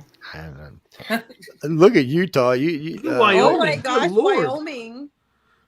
It's Go down. Virginia is a little disappointing. Virginia's usually a blue state, though. Yeah, but that's where the swamp is. Like, they all live Yeah, in Virginia. that's- No, that's true too. That's true. Most too, of the yeah. swamp lives in Maryland. The other half lives in Virginia. So there's Nebraska 47, West Virginia almost 60%, Kansas 47, Where's Ohio, Wyoming Idaho go? Go back up to 45. Wyoming. Did I miss it? Hold on, let's go back up. Yeah, they go down. Oh, wow. Jeez, Damn. Arkansas same way. 53%. North Dakota, New Mexico. Oop, that's a sign of a sad thing. Kentucky, Ohio. I mean, really and truly. So when you go up to the map, Wow. so you see the little bit of blue that's on here, but the problem with the little bit of blue on here is this blue and this blue. And Between these two are browns that 60 or slingers, 70 though. million people. But he's got this one. Yeah. This was the swing state. They've even colored it in for him already. What are the beige states? He's What's got They're that swing in state. between. They're swingers, and they're in between. But Wisconsin's on his side. Georgia's on his side. And you see it already gave him this one, and this one's on his Pennsylvania side. might be on his side. So he's not going to – Arizona is on his side. Nevada was on his side. So he's got 1, 2, 3, 4, maybe 5 of the swings. So even 4 is enough for him to win. Yeah. And so, I mean, at this point, just like as it was a couple weeks ago, he's by far in first place. What is that, Jamie Foxx? What kind of name is that? Are you stealing somebody's name? I don't know if that's legal or not, man. I'm just saying, I don't know if that's legal or not. What do we got on this one? Only if he tries to be an actor under that same name. Because there's already an established Jamie Foxx actor on IMDb. I know. Let's get out of there. Let's see. Why is this thing staying on my screen tonight for some reason? Stop it. There it goes. I was irritating. So let's see what we got here. Fox News. So Trump again nationally. So I've seen 5 polling companies now. All national polls have Trump ahead. Only by about 2 points, but he's still ahead. So Fox, he's up by Fox got Biden at 45%. Fox, you're telling me that 45% of Fox viewers are going to vote for Biden. I just got an issue with that all the way around. 50% Biden. So here's Quinnipiac, which of course is a Yankee, which is a left-leaning poll. They've got Trump 45, Biden 48. Biden is ahead by 3. By 3. Forbes Harris is a tie. CNBC, Trump is ahead. Morning Consultant, Biden is ahead. Harvard, Trump is ahead. Slesla, Trump is ahead. Economist.gov, Trump is ahead. And these are, Grinnell Sleazer, I can't even say it. He's up by 7 points, wherever that's at. Economist, he's up by 3 points. So Daily Siblings, he's losing by 1 point. Trump's up. Reuters again, as left as you can get. He's up by 2 points. Yahoo News. Reuters? Yeah, Reuters almost always is go as left as they can, even though it's probably not even close. But so it's 1, 2, 3, 4. 1, 2, 3, 4, 5, 6, 7, 8, 9, 10. So out of 14, they've got 4. Trump's got 10. And I don't know, guys. It's not looking good for Uncle Biden. Is all I got to say. And we'll see. I mean, we'll be here on election night, just like we always are, ladies and gentlemen. We will be here wreaking havoc and causing trouble, and see who's going to actually win and what numbers are going where, and are these swing states really swinging back to Trump? So, do I get a day off that day? What do you mean? Do you get a day off that day? You don't get a. What the hell you mean? That's a Tuesday anyway. So, That's what I'm telling you, dude. yeah, no, you don't get get a day off. You got to come work with the rest of us. Okay, all right. It's but your show gets a day off. Okay, that's cool. Wait, what time you start? 8. Well, yeah, you definitely get you're off, definitely. Yeah. Jenny's probably off too. We usually start around 6:00 and work until about midnight or 1 to see who it is. Last year was just so aggravating. It was what? Rasmussen poll. Let's see who sent me this one. Rasmussen, Trump is +6. Also, Rasmussen did a poll on anywhere that Kennedy is. Trump isn't plus that many on his side. He's enough, but Biden is down even more. Yeah. Well, that's the more thing. realistic poll. I mean, he's not going to win, but he's taking points from both parties. Yeah, the Democrats are really nervous about Kennedy. Yeah, really nervous. So finds that in a two-way contest between Biden and Trump, voters are likely to vote Trump over Biden 41 to 38%. In a three-way contest, Trump will lead by 48. Biden will have 38. And so it just puts him in even further in a hole. They can't figure out how to get rid of the guy. And it don't matter at this point. Well, it doesn't even matter at this point. Even if they get rid of the guy, his name is still on the ballots. People still vote for him. Yeah. Well, no. If you once you're on the ballot, you're on until after the election, peeps. That's just how it works. And the only way they can get him off the ballot is at this point kill him. What do you think? Let's say he wins. Do you think we're going to have mostly peaceful riots afterward? I don't think you'll see too many things from the MAGA side, but I'm going to tell you what's going to really happen here, and the Bluebies are going to be really disappointed by this. So last time they were relying on BLM to give them the force they needed to cause trouble. They ain't going to have BLM this time. They got the immigrants though. The immigrants ain't going to help them because the immigrants like Trump more than they like him. The immigrants feel they were talking about that the other day. They've been asking them at the border. They say they feel more connected to who Trump is than who Biden is. Trump, how did the guy say it? Trump's a man. Biden's a girl. I'm telling you, it's just how he said it. I don't think, and they don't feel like that the Democrats are really doing anything. They're letting them in the country, but they're not doing anything for them. They're not helping them in any way to do anything. They're smart enough to realize they're being used. Well, Trump was the end of the Democrats' black control when he simply got on TV and said, "What have they done for you in the last 35 years? Please tell me." He said, "I would personally like to know." He said, "I'm giving you my television with how many ever million people are listening. You just tell me what they've done, and I'll acknowledge it." And then Biden retaliated by saying, "If you don't vote, if you're black and you don't vote for the Democrats, you're not black." That went over real well. Remember that? Yeah. So when he had zero response, they've damaged themselves with the blacks. They've damaged it. I've never understood why Hispanics in the first place, because most of them are Catholic anyway. I don't know why they would side with the liberals anyhow, other than they've been told to. So I think you're seeing a fundamental change in that in our country, and I think you're going to see more and more people lean into the right as far as blacks and Hispanics go. So, and even the Israelis are leaning that more because now the Democrats are saying, well, let's just kill Netanyahu off. Let's throw him out of office. We're in the middle of a war. Yeah. Oh, Shula got on TV and said there needs to be election right now, right now, today, and remove Netanyahu. I mean, who are we to dictate policy to a foreign state? To be fair, we do have a right to dictate policy because we give them billions of dollars. We do. We have a right. Anybody who says we like. Well, we have a right. I'm not saying Schumer's right about what he said, but we do have a right. Well, we have a right to speak or bitch about our not being pleased with what they're doing. But as far as telling them, look, you need a different president, that's not we shouldn't be telling them that. We should I just agree. We shouldn't be telling them that, but we have a right. No, well, to tell actually, them. let me That's all rephrase that. Right. We shouldn't be saying that on television. We should be saying that in meetings, saying, look, you want to lose all your doors behind the you know, microphone. do you really want to lose all the money we give you every year and all the weapons we give? I mean, we tested the Patriot missile system in their country. When they were getting a shit bomb down, and we said, hey, you know what? We got this missile system we've been using here and there. Let's come put it over and see how it works. Look, I say we just stop funding them and then let them do what they're going to do.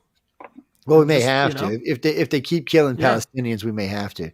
Because it's not our fight. I mean, look, I believe there's only one right side in that conflict, and it's the Israeli side. However, we shouldn't be funding them, right? Like, let them fight their own war, but then that'll let them fight it the way they want to fight it. Yeah, you can see the difference because we abstained in the UN vote the other day, and so we didn't veto it. So the UN passed a resolution saying that the Israelis have to end the war. Well, the Israelis just basically went is what all they did. They're like, we're not going to end the war.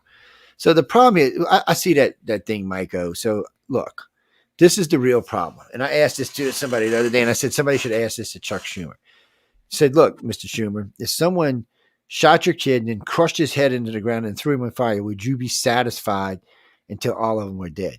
Someone should ask him that question because that's what went on here. So the real problem is yes, innocents are being killed, but this has to burn itself out. This is not going to stop. And if we force it to be stopped, somewhere down the line, it's just going to manifest itself in another way. This has to run. There's actually like a famous article in Foreign Affairs about, it was called like, they say give peace a chance. It was called Give War a Chance. And what it did is it looked at all these frozen conflicts where the UN would come in and just kind of keep both sides at bay. And it turns out that in doing so, they artificially extended the length of these conflicts. Sometimes you just have to let one side win and end it. And really, how does anybody expect Israel to survive with a country inside of their country? Yeah, a country inside of the country that hates them on top of that. Well, you know what? Somebody reminded me the other day that we have countries inside of our countries where we may be hated. Did you see what Kushner said? Kushner said in like a private meeting at Harvard or something like that. He's just like, we just need to move the Palestinians to the Negev desert, and then we'll build land like the waterfront property. We'll build it up to where Gaza used to be. Hey, you know what? Like that's an awful thing to say, but when you attack innocent like women and children who are unarmed for the most part, like that's what you get. And see, there's a different feel in the Middle East right now, with the exception of Iran. All the rest of the Middle Easterns are like, screw you, Palestinians, you're not coming here. No, all you are is trouble. I mean, Egypt flat out said, no, we're not taking. Well, they exported they sent a bunch of them to Egypt, and then they started causing all Palestinians to Egypt, and then they started all sorts of terrorism within Egypt, and Egypt was like, never again. Yeah, and you can't let them in. So Egypt's not letting anybody in. None of the countries are. Saudis, none of them are. They're like, no. And then somebody the other day, one of the Democrats said, well, we should just all bring them all to the United States. What? Just lost your effing mind? Do you want to start a revolution in our country? Try bringing all the Palestinians to our country and see what happens. It's not going to happen. We're not going to allow it. And look, I'm not trying to say that they're all evil, but there are some that are evil. We know people coming across our own border right now are evil, and we're letting them into our country. Sooner or later, that's going to come back to bite us in the ass. It's just one of those things we have to get under control. Well, Frank, what do you mean? I mean, we can't just keep letting people in our country we don't know. Yeah. You just don't know how many of these people are fifth column. You just don't know. What do you mean what's a fifth column? Fifth column is basically an army inside of it. It's buried inside of your country. It's really terrorist groups is what it actually works, and it actually happened in World War II. The Germans, there was a particular city in Poland they wanted to use as a strategic point. And how do you think they got a bunch of troops in there? Well, it was the same thing they did in Norway with. They would come in with the troops in the daytime, and those troops would stay there, and then they would leave at night in workers' uniforms, and then the same troops would come back in another set of Nazi uniforms. So the Allies thought that there's 500 dudes there. Well, hell, let's just kept coming back go and forth across the border, fooling the enemy that they were filling this place up, and that's how they took over the city. Well, let's move to modern times when Angela Merkel and what's his name, Egon from France, let in 1 million Muslims into Europe, and what happened? Rape went up 125%. All kind of crimes went up. Terrorism all over Paris. Come on, Paris was never getting blown up. Now they're constantly getting blown up. Cafes. I mean, it's ridiculous. I mean, you can't let that many people in your country unvetted. There's no way they're going to all be good people. Let's be honest. Out of that 1 million Muslims, probably 900,000 of them are fine people. But that other 100,000 is a fucking nightmare that all of Europe has to deal with. They caused enough trouble to make it unsavory for anybody. Well, once you're inside the UK's dealing with it now, Ireland's dealing with it. Yeah, because now. once you're in the EU, you get 29 countries you can travel to unrestricted. So I mean, it's a nightmare. And Angela made that big old speech, and then she retracted it later because she knew she effed up. Trump told her on several occasions, "Look, you know," and she thought she knew what she was doing, and then she found out later on. I mean, in the Scandinavian countries, things like rape got so bad that they had to go up and close off neighborhoods to get it back under control. I mean, because it's not anything they've ever dealt with before. They don't have that kind of crime there. Yeah, they have citizens who they behave themselves. Yes, and they don't know how to handle it. It's just because some places in the world, people actually act the way they're supposed to be. You'd be surprised that 8 billion of us, 7 billion of us actually really do want to just live. You know where that stuff never happens? One guess. Japan. Because Japan make you Harry Carey, man. Well, but also Japan also caters to a whole lot of weird fetishes and things like that. So a lot of things that might be considered somewhat illegal in other places are kind of not taboo there. So you can get away with a little bit more. So people don't have the proclivity to do violence. You can go over there and get your weird on. I'm going over there and open me a geisha house. They have apparently they have very advanced toilets. They're really into super tech toilets. I'm serious. I'm serious. Super tech whole thing. Hotels. I mean, they can fit. One of our hotels holds maybe 500 people. Theirs holds thousands of people because they just have these little efficient cubbies. They have some really fantastic ideas. That's because they live on an island this big. And we live on an island this big. They've got to optimize space. But it's getting smaller, though, because they're not having kids. What's up, Lee? Well, yeah, nobody's. That's another thing. Most of the planet is really reverting on having children. There are a few. Not Africa. Well, because Africa's never going to until something nasty happens, and then they will. Okay, right. Okay. So Northern Africa is the Middle East. Yes. It's still in Africa, but they, for some reason, when they do children count and stuff like that, the Middle East is separate from Africa. Don't ask me why. I have no idea why they do it like that, because it is part of Africa. It's just, Egypt and all is a part of Africa, but for some reason they don't count them as Africa. Maybe it's skin color. Maybe it's something else. Population density. It's weird. Well, let me tell you what. Regardless if you think we came from Africa or not, I would not tell someone from Pakistan or Saudi Arabia that. They would probably shoot you with their AK-47. Yeah, they would not even think it's funny. No, they do not. They consider it a big insult. Yes, they do. I don't know. You ask them. I just know a bunch of them that I've done business with and had the pleasure of knowing over the years. Yeah, I think what Lucy is the oldest human DNA or whatever, and then everybody tracks their mitochondrial DNA all the way back. Is she 2.4 or 4.2 million? No, that's not even true anymore. They changed all of that now. Just recently, they found another group that they say was either came around at the same time or slightly before. So their new theory is, and I've been saying this for 4 decades. So in order to have a healthy population of 8 billion, you had to start off with 4,000. You couldn't start off with 2. It's impossible. The population wouldn't be healthy today. Half the population would be sickly. So anytime you interbreed, everything doubles. So even the good stuff doubles, but the bad stuff doubles too. But every time it doubles. So first child, it doubles. Second child, it's 4 times. Next child, it's 8 times. It keeps going, keeps going, keeps going. The longer society goes on, the worse it gets. so you can't. It just doesn't work that way. Of course, it also works for brilliance the same way too. But it's why in most places it's illegal to marry your kin because of, and you can see it in the royal families too. I mean, unless you're a royal, right? That's where they're all like, but I mean, you can Russians see were all they're all hemophiliacs. Yeah, right. But that's what I said. But you can see how it's harmed all these other societies. So we know it would have done the same here. So I always said we must have been in different places. Man must have all bloomed up around the same time and just in different places. It's like ideas. So an idea on this planet's really weird. Somebody will come up with an idea, but it's usually not just one person. It'll usually be like 7 or 8 different people from 7 or 8 different places, but they'll come up with basically the same idea. So in this case, it was the same thing. They found something in Europe, they found something somewhere else. But anyway, they're pretty sure now that we probably popped up in 5 or 6 locations and then crossbred with each other later on. And that's what gave us a healthy population.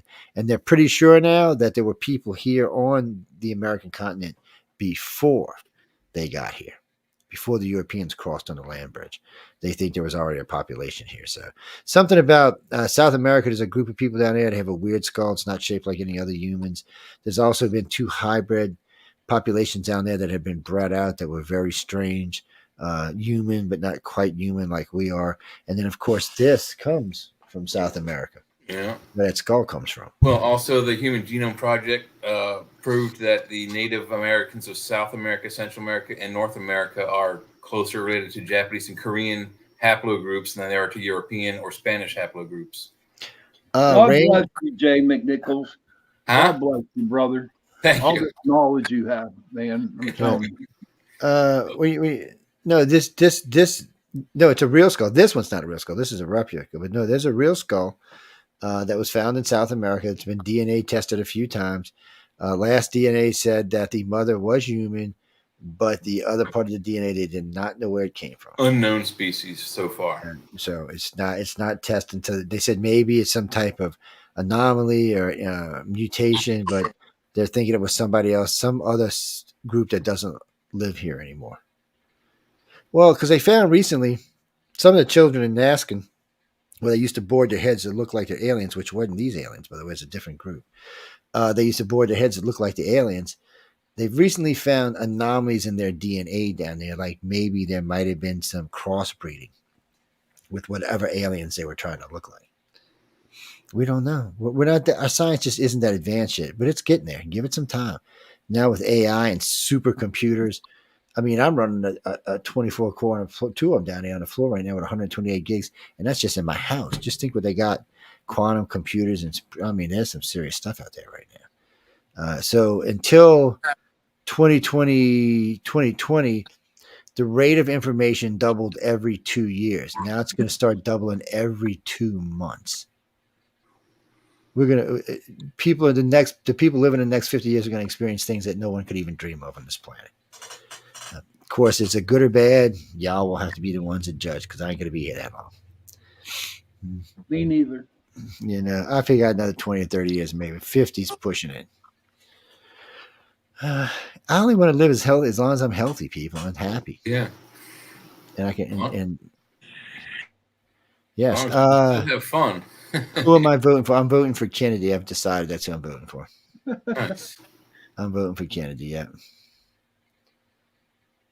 You got to vote. You got to vote for somebody if you want to, bitch about who wins the election. Jeremy, why you said you're not going to listen to the show no more because I'm voting for Kennedy? That don't mean the rest of these people are voting for him. No, we don't know who they're voting for because you're not supposed to tell people. It's a secret. You're never going to find out. I think I'm serious. Well, you know what? I'll tell you as we get close to election time, but I think so. He looks like he's serious. He looks like he wants to be in. And right now he's forecasted to take, well, before he picked his, we didn't even get to talk about, what time is it? No, we didn't even get to talk about who his VP is. I'll have to go dig it up in a second. One of y'all got a computer at hand? Jay, pull it up right now. See who Kennedy's VP is. Or Sean, one of y'all just yank it up. It's, what you mean for Trump? Who do I personally want to see as VP? I want to see myself. You have to have my sexy self. I'm VP of the United States. Excuse me. What did you say, Saudi Arabia? Hold on. Oh, wait. Mr. Prince, stay there for a minute. I got Nicole Shanahan. Who? Nicole Shanahan. Who is Nicole? It's a girl? Yes. Yeah. She's pretty. That's probably why he picked her, because he's a Kennedy. Yeah. He's a pervert. No, he has. I mean, his track record is that way, right? You know, he was like a huge. He's a Kennedy, of course. Sex addict. He had like a huge problem. So yeah, she's a 38-year-old California-based attorney and former wife of Google co-founder Sergey Brin. Partially funded Kennedy's extraordinarily expensive. There you go, Joe. There's her. That's her right there. She basically bought her way into the. She bought her way into the election, basically. Yeah, with that kind of money. Yeah. I was wondering. Oh, wait, I'm like, who is she's this? Asian? Is she Asian? No, I think she's just. She's Asian. She's got. Yeah, she looks like got some Asian blood in her, for sure. Yeah, she definitely got some Asian blood in her. So now she can be a woman of color. Look at that. Smart dude. And So, Joe, who's your personal thing for Trump? Oh, for Trump. See, I got three things for Trump that I really like to see him take Tulsi Gabbard in, because she's an ex-Democrat, and I think he would help him with a lot of Democrats that are teetering on the line right now. I think it would help him pull her over. Plus, Tulsi's a pretty smart chick. But if not Tulsi, then I'm thinking Ron DeSantis gives him a landslide. Ron's liked a lot of places. Who Nikki? No, screw Nikki Haley. Nikki cut her own throat. I liked Nikki. Yeah, Nikki cut her own throat. That would change my vote if she was VP. Yeah, I would vote. I wouldn't vote. I just wouldn't vote. I think I just wouldn't vote at that point. Well, he's looking at other people, but I would love to see him run with Ron DeSantis, because I feel with Ron, if they won and they did a good job for 4 years, Ron would just basically be a logical step to take over, and he would be the incumbent. He would be the VP. He could probably win another 8 years. Give the country 12 years to heal. Well, Ron's actually good at running things. Yes. Trump's not good at running things. Ron's good at it. Right. He's good. Yeah, Trump's running his mouth. That's what Trump's. Yeah. No, see, that's what people make a mistake in there. So Trump said 125 companies, only 4 filed bankruptcy. So that doesn't mean he's not good at it. but he's good at getting out of it. Is what he's good at. But he's had a lot of companies over here, because they were talking about his wife, how successful Melania was, and how much money she makes on her own without Uncle Trump. Somebody said the other day he might have to go bag her to pay off his bond. Yeah. Hey, hon, can I borrow a couple $100 million? I think he should have went to Giselle, because Giselle likes Trump. So does her ex-husband. What's his name? Brady. Brady is not the GOAT. Don't even put that on my page. Get off of there. Brady's not the GOAT. Yeah. You want to know who the GOAT is? Eli Manning. Why do I say that? Okay. Brady's the GOAT, right? He's the best quarterback ever. Is that what you're telling me, right? Okay. Who beat the undefeated New England Patriots in the Super Bowl? Oh, that's right. Eli Manning. And wait. Who else beat him again in the Super Bowl? Oh, Eli Manning. He couldn't beat Eli, no. So who's the GOAT? Eli's the GOAT, my friend. Yeah, you can't be the GOAT if somebody can take you out twice. Yeah, but Eli's still a whiny diaper baby. No, he's funny now that he's with his grandpa again, hanging out, or his dad. He's doing commercials with his dad and his kids now, which is kind of stupid. That family's worth $1 billion, and they're all telling Arch what to do. He could be another great quarterback. They just produce great quarterbacks. It's a shame, because the brother was one of the best receivers they said they all ever seen in college until he got hurt, and that was it. He was out. I don't know what he does for the family, but I'm sure he's in the family money somewhere. Yeah, they've all got pretty big monies over the years, yes. And, I am for playing college players. I think it's going to eventually kill the NFL, but I am for paying college players. No, it's ridiculous. Paying them, no. Maybe scholarship-wise. But... I'm going to chime in on that. I think pay the college kids, but just keep it at one certain amount. I mean, what did Deion Sanders' son get? $4 million? $5 million? But the problem with this is, you're going to let them use your likeness, where they're going to go make $100 million off your likeness, and you're not going to get anything out of it. That's not fair to the kid. See, in the old days, it was different, but today, these kids are being used just like NFL players are. Yeah. So they should be paid for like NFL. And the problem is the NFL is scared because of bad publicity on their side for stupid decisions. And if college kids start getting paid and stay in the college is talking about extending their football time for 6 years, they may not go to the NFL. There's already 2 of them this year. They're going to make $20 million over the next 3 years. They're not going to go to the NFL. They're going to go back to. They're going to finish at college and retire and go do something else. What about if they put some huge contract of millions of dollars on this college kid, and then the next game he breaks his ankle and he's out for the rest of the year and never can play again? Just like an NFL player. Yeah, it's a huge gamble. It's but I mean, if he's been playing someone like Joe Burrows, they would have picked him up. He'd have made just tons of. He'd have made more money with the college than he made with the NFL, because he was a spectacular, fun player to watch. He's crazy, did stupid shit, but now that he's a college NFL, he's not as fun to watch. He's a great quarterback, though. Don't get me wrong, but he's still not as fun to watch as when he was in high school. So I don't know. It's going to be interesting to watch where this goes, but it's not just football players that are going to get paid. Everybody's going to get paid. Yep. They're going to have to start paying. So what's going to happen is it's going to be worth it. If you're decent in sports, it's going to be worth it to go to college. Then it's going to give you more choices instead of, oh, I got to go play for the NFL, or I got to go play basketball. I got to go do this. Oh, no, I made 10, 11, 12, 14, $15 million. I don't have to. And if you're really good, your likeness will go on just like any Olympic athletes for quite some time. Yeah. Except maybe for Bruce Jenner. Well, whatever his name is now. Or her name, whatever the hell it is now.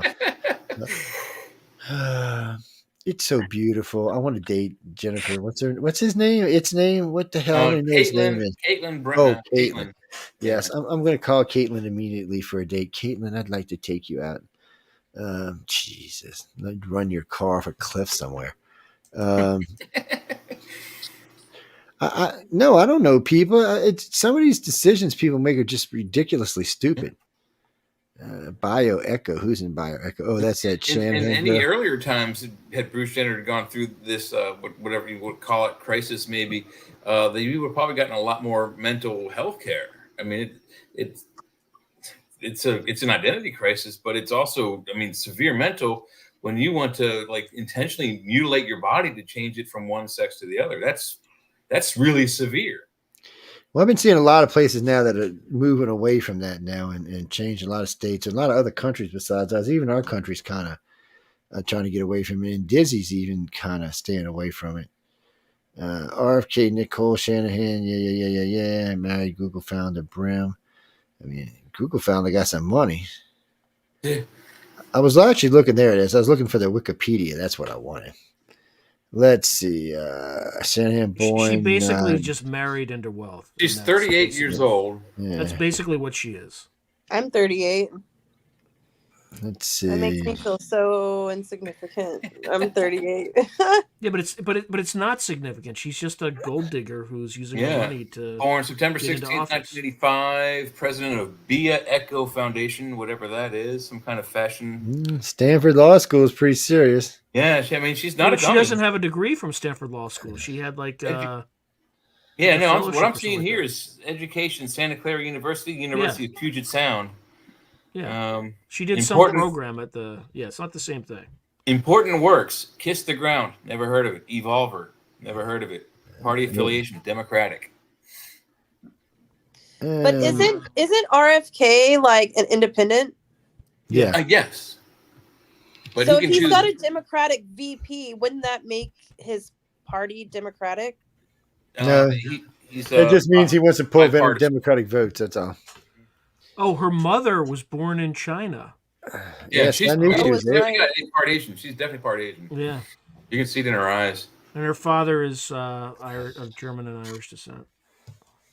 Oh, wait a minute! One thing I got to say: Irish and Chinese babies are good-looking babies. Well, can she be president? That sound like but it don't sound like either parent was born in America. Doesn't matter. She was. No, I think it does matter. Yeah, somebody better check into that. I think that one of your parents got to be from America. Her father was was born in the U.S. Okay, as long as one of the parents is born, I'm pretty sure if both parents are born outside, she was born in Placer County, California. She's so we'll see how she does. Puget Sound, Santa Clara University. She looks like she jumped around a lot. Mhm. And apparently single. Last husband Sergey Brin, divorced 2023. Yeah, she married the founder. I wonder of Google. what this. Wonder what Like, this. That's the story. Wow, she Right? got some money. She's giving $100 million to somebody. Jesus. Yeah, she got married to and divorced one of the founders of Google. That's the story. Oh, you must not have That's had a how people prenup? like Oh, that my get God. influence. I don't know. 12 point much. She Yeah, owns all color me kinds of not stuff. impressed. She's definitely got a little bit of money. Yeah, she's pay to play. Pay to play. So you slide in the money, and anyway, I'll be polite not to I mean, say that. no, I'm it's not going to say transparent. that. I was going to say something, but I'm going to be polite. This lady's present. I don't want to be rude. I barely count. You count enough, Debs. We're not going to be rude. Jeffrey, what is that? Right now, pretty much all the polls have Trump ahead. I don't. You can do. I haven't looked at NBC or CNN today, but usually he's still I'll look right quick, but With CNBC, he was ahead, so I'm assuming at yeah. NBC he still was ahead. It's CNN. CNN hates him ahead, but even they've been having to have him ahead lately. And You can't deny it. I mean, yes, hold on. NBC poll: Trump increases lead over Biden, now up by 5 points. nice. So if you're a Democrat and you hear NBC say that, you should just jump off a bridge now. Just yeah. That means Trump is up by like 20 points. Cancel your bid. Now wait, now this is this is NBC polls. Oh, this was in 2022. Okay, we don't care about that. That's way longer ago. And NBC says, well, maybe there's like a 20 point deficit or something, or some defect or something. You're like, what? And then here we go. I love this one. Poll 24 point deficit on handling economy highlights Biden. Trump up by 24 points over Biden. Biden's total, the country total on handling economy for Biden is 20 points. Wow. So even though every time I turn on the news, this is the best economy we've had in 100 years. I'm like, where? Yeah, Somebody well, tell me share what where. you're smoking. Yeah, I mean, really, share It's something. for them. It's the best economy for them. Well, if you're over $250,000 a year, this is really a good economy for you. It really is. But for the rest of us people who actually need to know what the price of gas is and how much stuff is, Right. it sucks for us. It's for people who don't live in reality. Yeah. Let's see.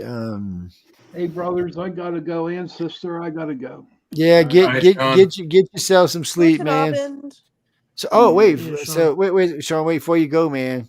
When I was talking to my stepdaughter today, she said she wants to go gold mining with you, man. Seriously? Yeah, we were talking about it today. Well, we were looking at this place in Arkansas. Well, maybe next show or sometime between we'll talk about it. But we were looking at this place in Arkansas that doesn't just have gold. It seems to have opals and diamonds and all sorts of interesting stuff. They have a diamond place you can go to. Yes, it's somewhere outside of Hot Springs. But anyway, I just wanted to tell you that. But go because she's always looking at the counties. Because we were kidding around earlier today, and we were looking around. And I said, well, my friend Sean likes to go. I said, but he's up there in Pittsburgh. I don't know where he goes. And I said, well, next time I talk to him, I'll ask him. I just remembered when you were going. But anyway, go get you some rest. I'll talk to you soon about it. Good night, everybody. Good night. Good night. Okay. Oh, okay. What was I doing? I forgot where I was going now. Oh, no, that's where I was. I was on Real Clear Politics. So as of Friday the 29th, Real Clear Politics forecast Trump to be up on average by 9 to 10 points.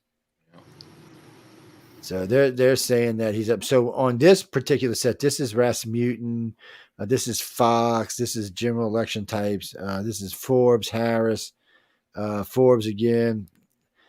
Trump, hold on, let me see. So far, Biden has no blue on here at all. Jesus, there's 40 of these. So where? Oh, here we go. So Susquehanna, I've never even heard of. Trump, Biden's up by 6. Susquehanna. Oh, wait. Susquehanna, I'm sorry, but that's not over that's Trump. here. That's Pennsylvania. That's not over Trump anyway. That's over Carmen Casey. That's never mind. That's not it. It's local stuff, probably. He is up by Trump, but he is up by 5 on another one on that same poll by Trump. So approve, disapprove. Let's see. President Biden's job. 56% of America disapproves of Biden's job. CNBC, Trump is up by 2 points. Morning Consultant, Biden's up by a point, and then it's like Trump. So it's like Trump up by 6, Trump up by 12. So here, this is what we were talking about earlier. Trump, Biden, Kennedy. Trump 48, Biden 36, Kennedy 15. Trump's up by 12. Trump up again, Trump up by 11, Trump up by 2, Trump up by 6, Trump up by 6, Trump up by 6. Anywhere Kennedy's in, it's at least 6 or more. Yeah. Let's see, what is this? Bloomberg. Now, Bloomberg is as blue as you can get. It's a tie. Wait, Trump and Biden are tied with Kennedy in the race. What? A three-way tie? No. Kennedy's not tied. He's just in it. So I was gonna say, if they're saying it's a three-way tie, that's just bullshit. So that was Bloomberg calling that in Michigan, right? So Bloomberg in Georgia, like I just said, Bloomberg is as blue as you can get. It's in the name, Bloomberg. And Trump is up 8 points in Georgia. Wow. He's up 8 points in Arizona. He's down 1 point in Wisconsin, and which is hard to believe, but he is, according to this. He's up 6 here, 2 here. He's tied here, 6, 7.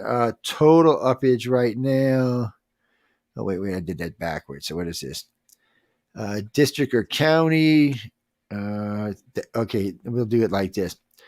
Reuters poll, IPS poll, district or counties, right direction or wrong direction.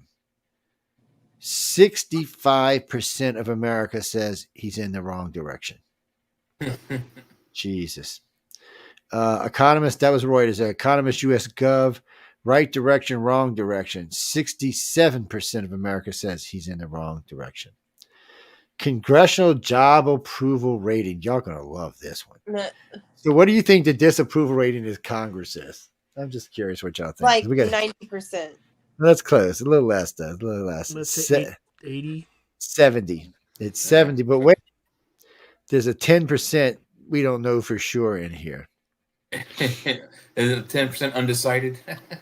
So congressional YouGov has Republicans and Democrats almost tied. Democrats are favored 1 point more than the GOP is, 44-43. All right, President Biden's job approval rating, Reuters, 57. Oh, wait, at least they say 40% approve here, 57% disapprove. Okay, all right, I believe you. Quinnipiac, 60% disapprove, only 30% approve. About the same. Yeah, President job approval rating, US.gov, 60% disapprove. General election, Biden versus Kennedy versus, general Trump versus Biden versus Kennedy. Trump, 46, Biden, 42, Kennedy, 3. That is way the hell off. You know that's wrong. Yeah, that's off. Quinnipiac, Trump, 39, Biden, 38, Kennedy, 13. These are all left-leaning polls. Up here, they actually give Biden on Quinnipiac a 3-point lead. Of course, on Fox, Trump leads by 17. On Forbes, Trump leads by 17. Oh, no, it's the approval ratings by 17. Sorry. Again, here, Trump versus. Wait, are they talking about Trump's approval rating? Yeah. In his previous administration, or no, right now. Just right now. Yeah. Trump for president. Trump 42, Biden 39, Kennedy 14. That's a Forbes poll. Here's another Forbes poll has Biden and Trump tied. And then, of course, so overall, nationwide, he's up on average by almost 8.5 points is what they're saying. There's an easy spread between 8 and 16 points he's ahead. So you do know there's never been a president that had more than a 5-point lead that lost, or 6-point, I think it is.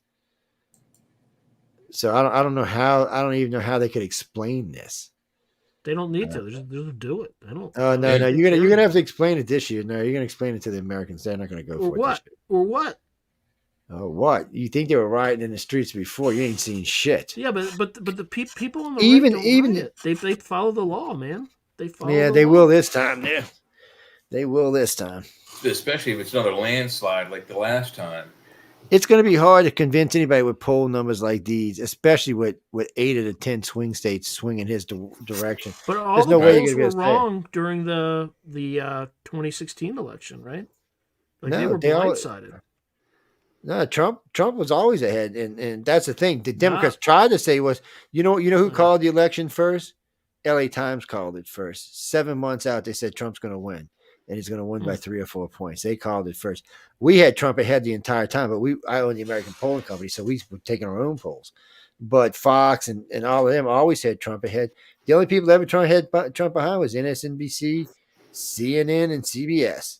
And if they were blue, that's what they can't really do that this time because it's trying to say fumble bumble Biden is ahead of anybody. Nobody's going to buy it. Even CNN's not going to buy it. And if by some reason he wins, I think even the media may go after him. Newsom will definitely. I think they're going to do some sort of switcheroo where Gavin Sleazebag like slides right in on his grease and On his grease. Well, no, actually, they're stuck now. There's not enough time to get him on all the ballots.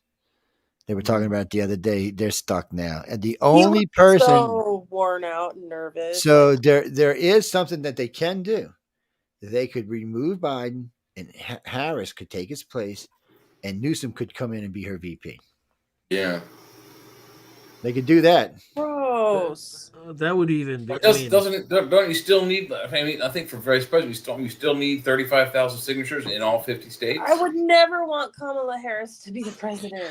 Yeah, but I don't think anybody else would either. I think Biden has a better chance of winning than she does. Oh yeah. I mean, you'll see He Biden. does. He does. If it's flipped like that, you see Biden's points go up by 20%. Because the question was the other day, what happens in say October if Biden was to have a heart attack or, get in a coma or something like that where he couldn't run? Kamala would just laugh.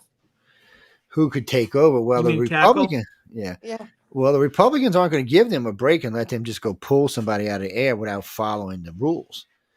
So the only thing they got is Harris. And that was a whole problem because this is what happened. Schumer was trying to figure out a way to get him out. And then Pelosi told him, oh, no, you can't just fire Harris. It don't work that way. She's an elected official now, and she's number 2 person in the United States. You can't just tell her she has to resign on her own. Yeah. And so they're stuck with her. And I don't think she'd bow down anyway. Her head's this big. Yeah. She was laughing, doing what was that song that was playing the protest song? She was laughing and clapping to the protest song. It was supposed to be a somber moment, and she's like, when I look at him, I'm thinking these people are running our country. Jesus Christ, how we even got a country left is beyond. But Joe, her pronouns are she, her. I think she might get off of that.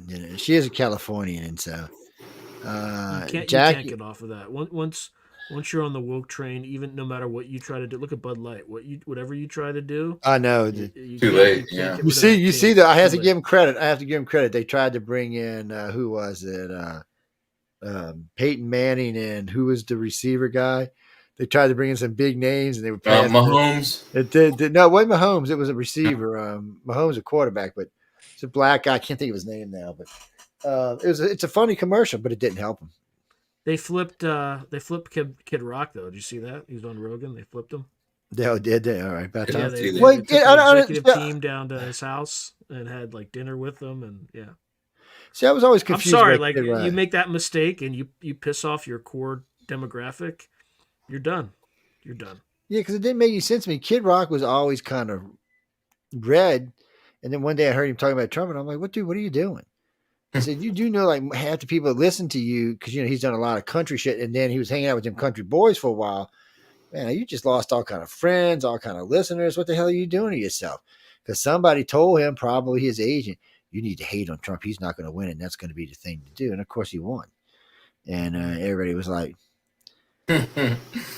Jackie, if Trump don't win this one, there's going to be a problem in this country. And I would agree with Sean most time. Most time, red do not get out there and riot and cause trouble. But I think this time might be too much. It might be different this time, I think. Especially if it come November, he's polling 5 and 6 points ahead.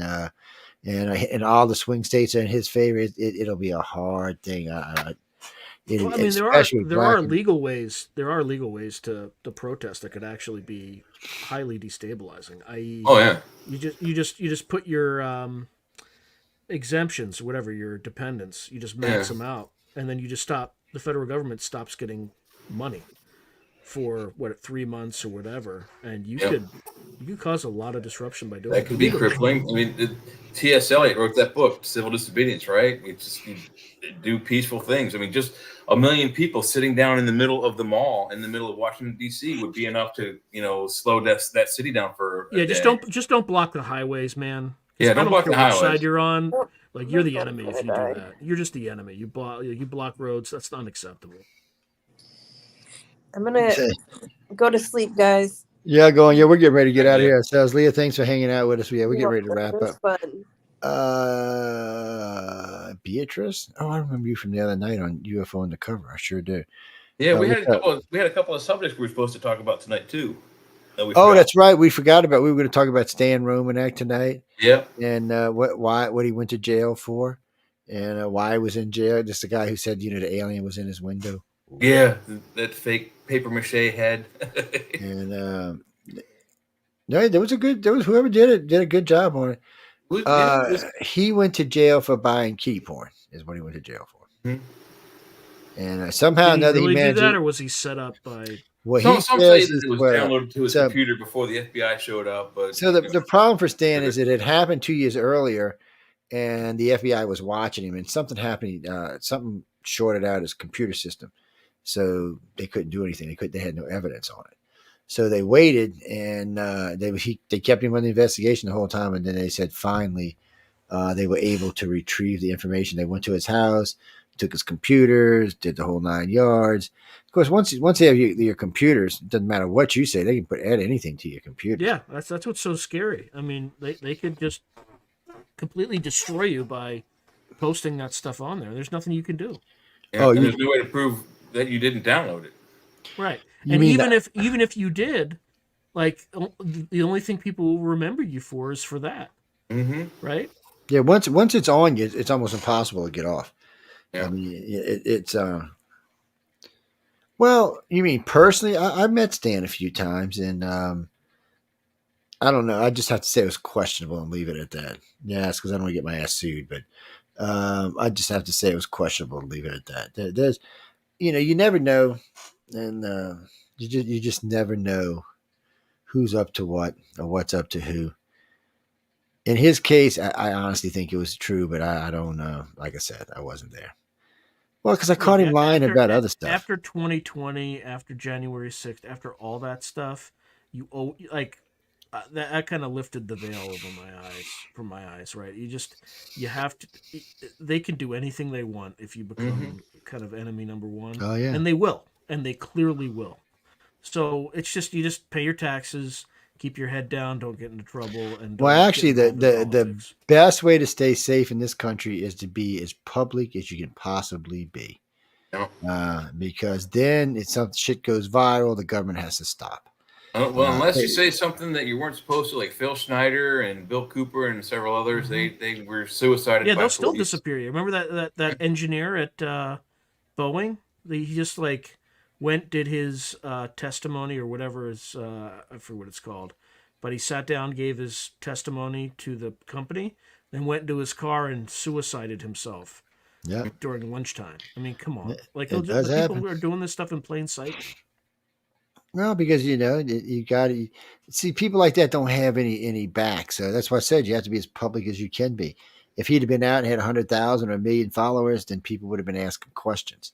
But but it's just like there's no. Yeah, but it's the not media enough doesn't of follow it. They don't care. That's why you got to have a large following, because then they have to follow. Because people start bitching and moaning and going after media companies saying, "Hey, we know you know," and eventually it gets out enough. It's kind of like the Kennedy thing. It's why we're still talking about the Kennedy 60, 70 years after his death. Yeah. it doesn't really matter what happened to us. It's not going to change any of our lives now. It's too far down the line to make any real difference, unless we found out it was extraterrestrials. Other than that, none of us are going to be something surprised. dark clearly happened, and the official Something dark. narrative is But definitely no one's going to be surprised if it was like CIA and Mafia and Russia all together that did it. No one today would even be surprised about it. We'd be disappointed, but we wouldn't be surprised. So, I mean, working with Jim Mars was probably one of the best researchers ever on the Kennedys. They made a movie about his book on that. Yes, they did. He really knew his shit. And then fortunately he had talked with Garrison down here, and he just really knew his stuff really well. And it definitely looked like there was more than one group involved. There was more than one shooter, more than one group. It honestly looks like it was like the Marcellos and one of the alphabet organizations and somebody else, maybe the Russians, something.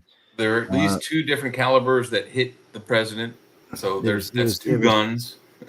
So they just, well, it's Kennedy's own fault. He was told not to go without his thing on his car.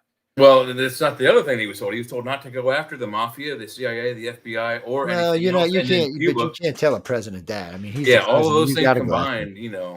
If he can't go after the mafia, who can? So he has to, just like his brother did. But yeah, well, that was his brother really doing that. But I mean, he was. He did basically promise not to go after him, and he went after him. So yeah. He also was going to defund. Yeah, because he was hanging out with the Rat Pack. Because he was hanging out with the Rat Pack. So they probably funded his campaign. They probably helped him win the election in Chicago by like all the fake ballots and stuff like that. They introduced him to Marilyn Monroe. And of course, she suicided herself. Hollywood first party favored her around Hollywood first to make her look like a drugged out slut. And Bobby said he was going to take them all out, and they took him out instead. It worked out that way. I mean, guys, we'll do a show on a Kennedy in the future, ladies and gentlemen. It's just there's a lot of information out there. There's a lot of he said, she said, it said, and it does definitely look like it was more than we were told. But again, even if the three of us figured it out and could even make it prove it, it might make us rich, which would be nice. But it's not going to change the world any. Everybody's going to be like, well, we stop anything. If you wanted to get to the bottom of that, you would have to dedicate your entire life to it, doing nothing but researching it. And then even then, you might not find what the answer is. Well, the problem is now it's like Roswell. Everybody's dead. There's no live witnesses anymore. And I doubt there's any real paper trail. No, we're so beyond all the live witnesses from Roswell that we're on to the grandchild of Jesse Marcel.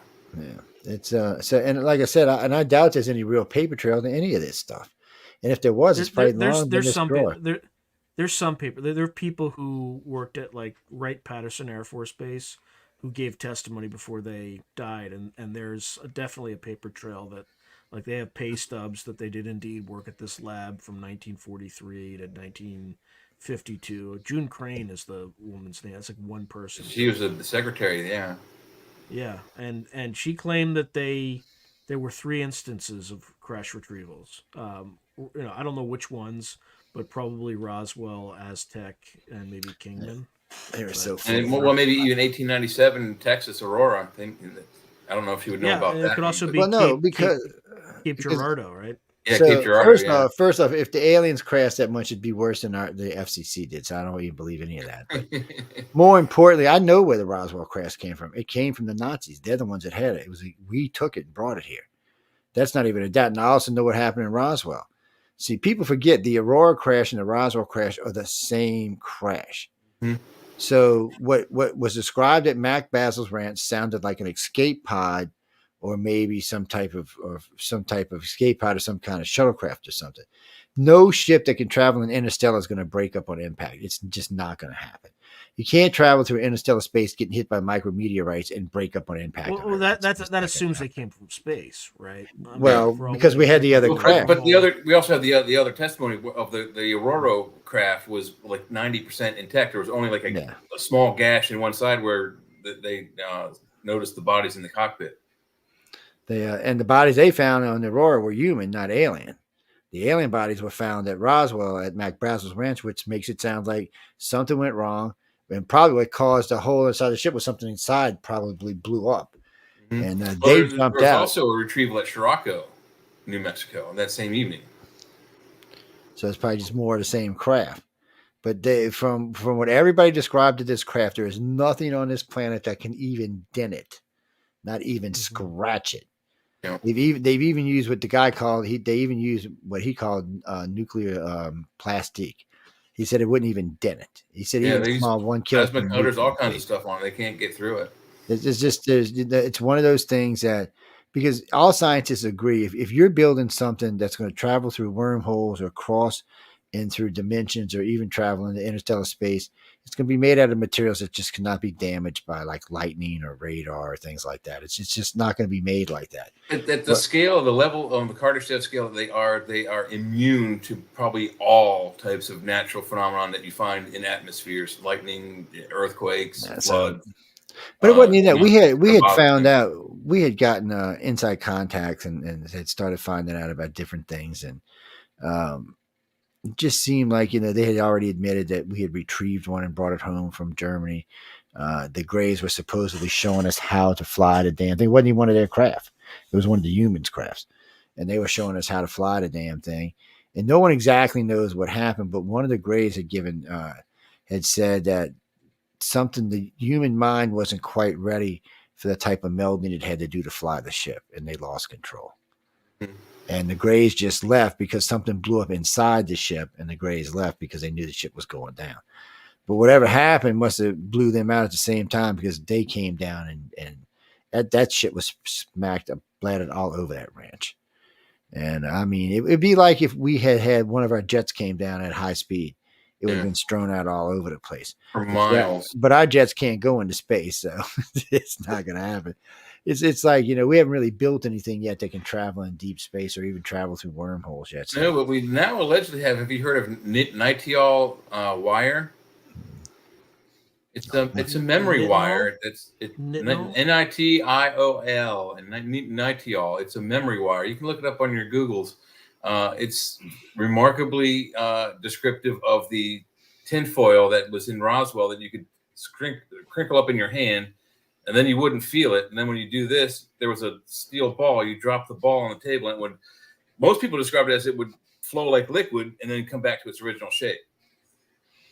Yeah, Roswell is definitely the start of the computer generation. That's we probably have a computer generation that shouldn't have never happened.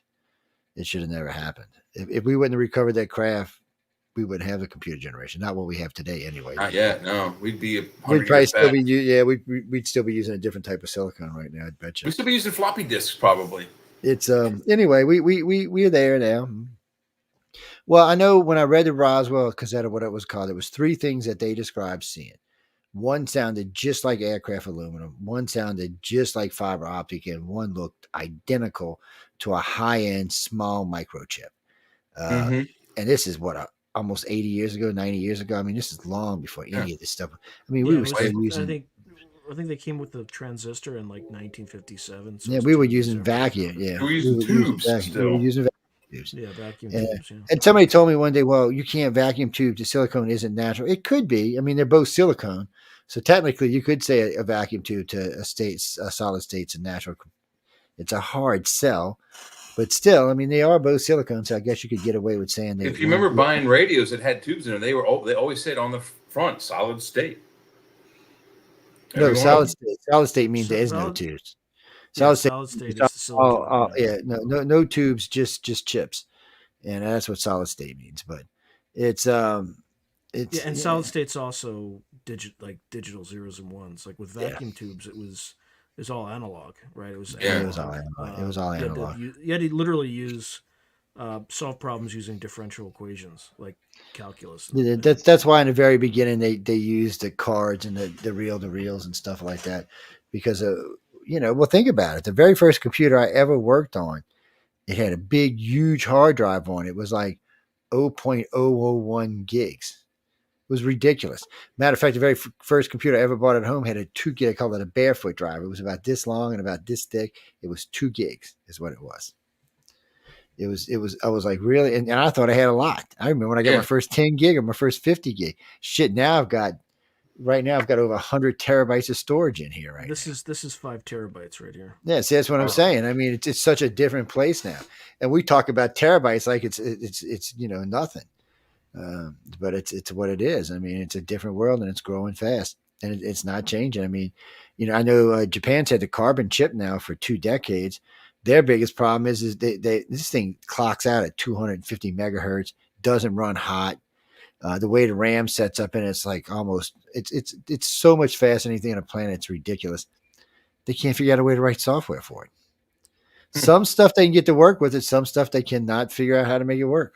So they need a new machine language to talk to it. Yeah, and then there's quantum computers now too. So there's a lot of different things going on, and nobody's. And then of course we got AI out there effing around, and nobody knows what to do with it.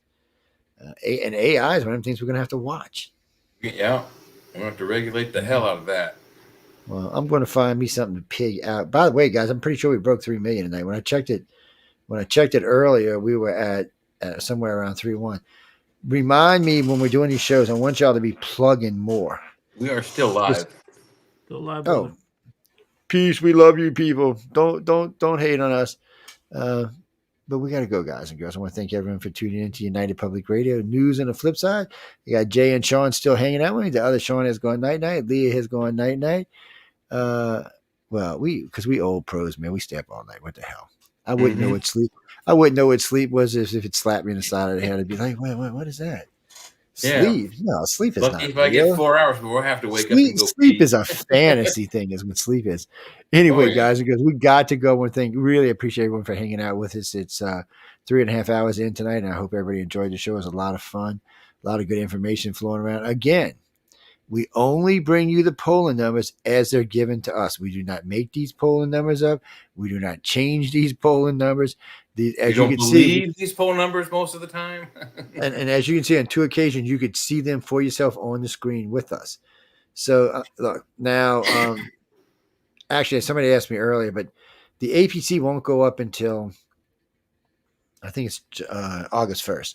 And then APC, our polls will be up, and then they'll be all over all of our websites and all of our Facebook pages and all over. But we don't do polls like everybody else does. We don't even really consider a poll to be a poll till it breaks 10,000. And we really are happy when they get up to about 100,000. So these polls will stay up. Once they go up, they stay up until Election Day. And so that way you can track in real time what's going on. And since our audience is really multiple, flexible audience, it's not all liberal, it's not all conservative, it's not all independent, it's all centralist. Well, you can tell because from America.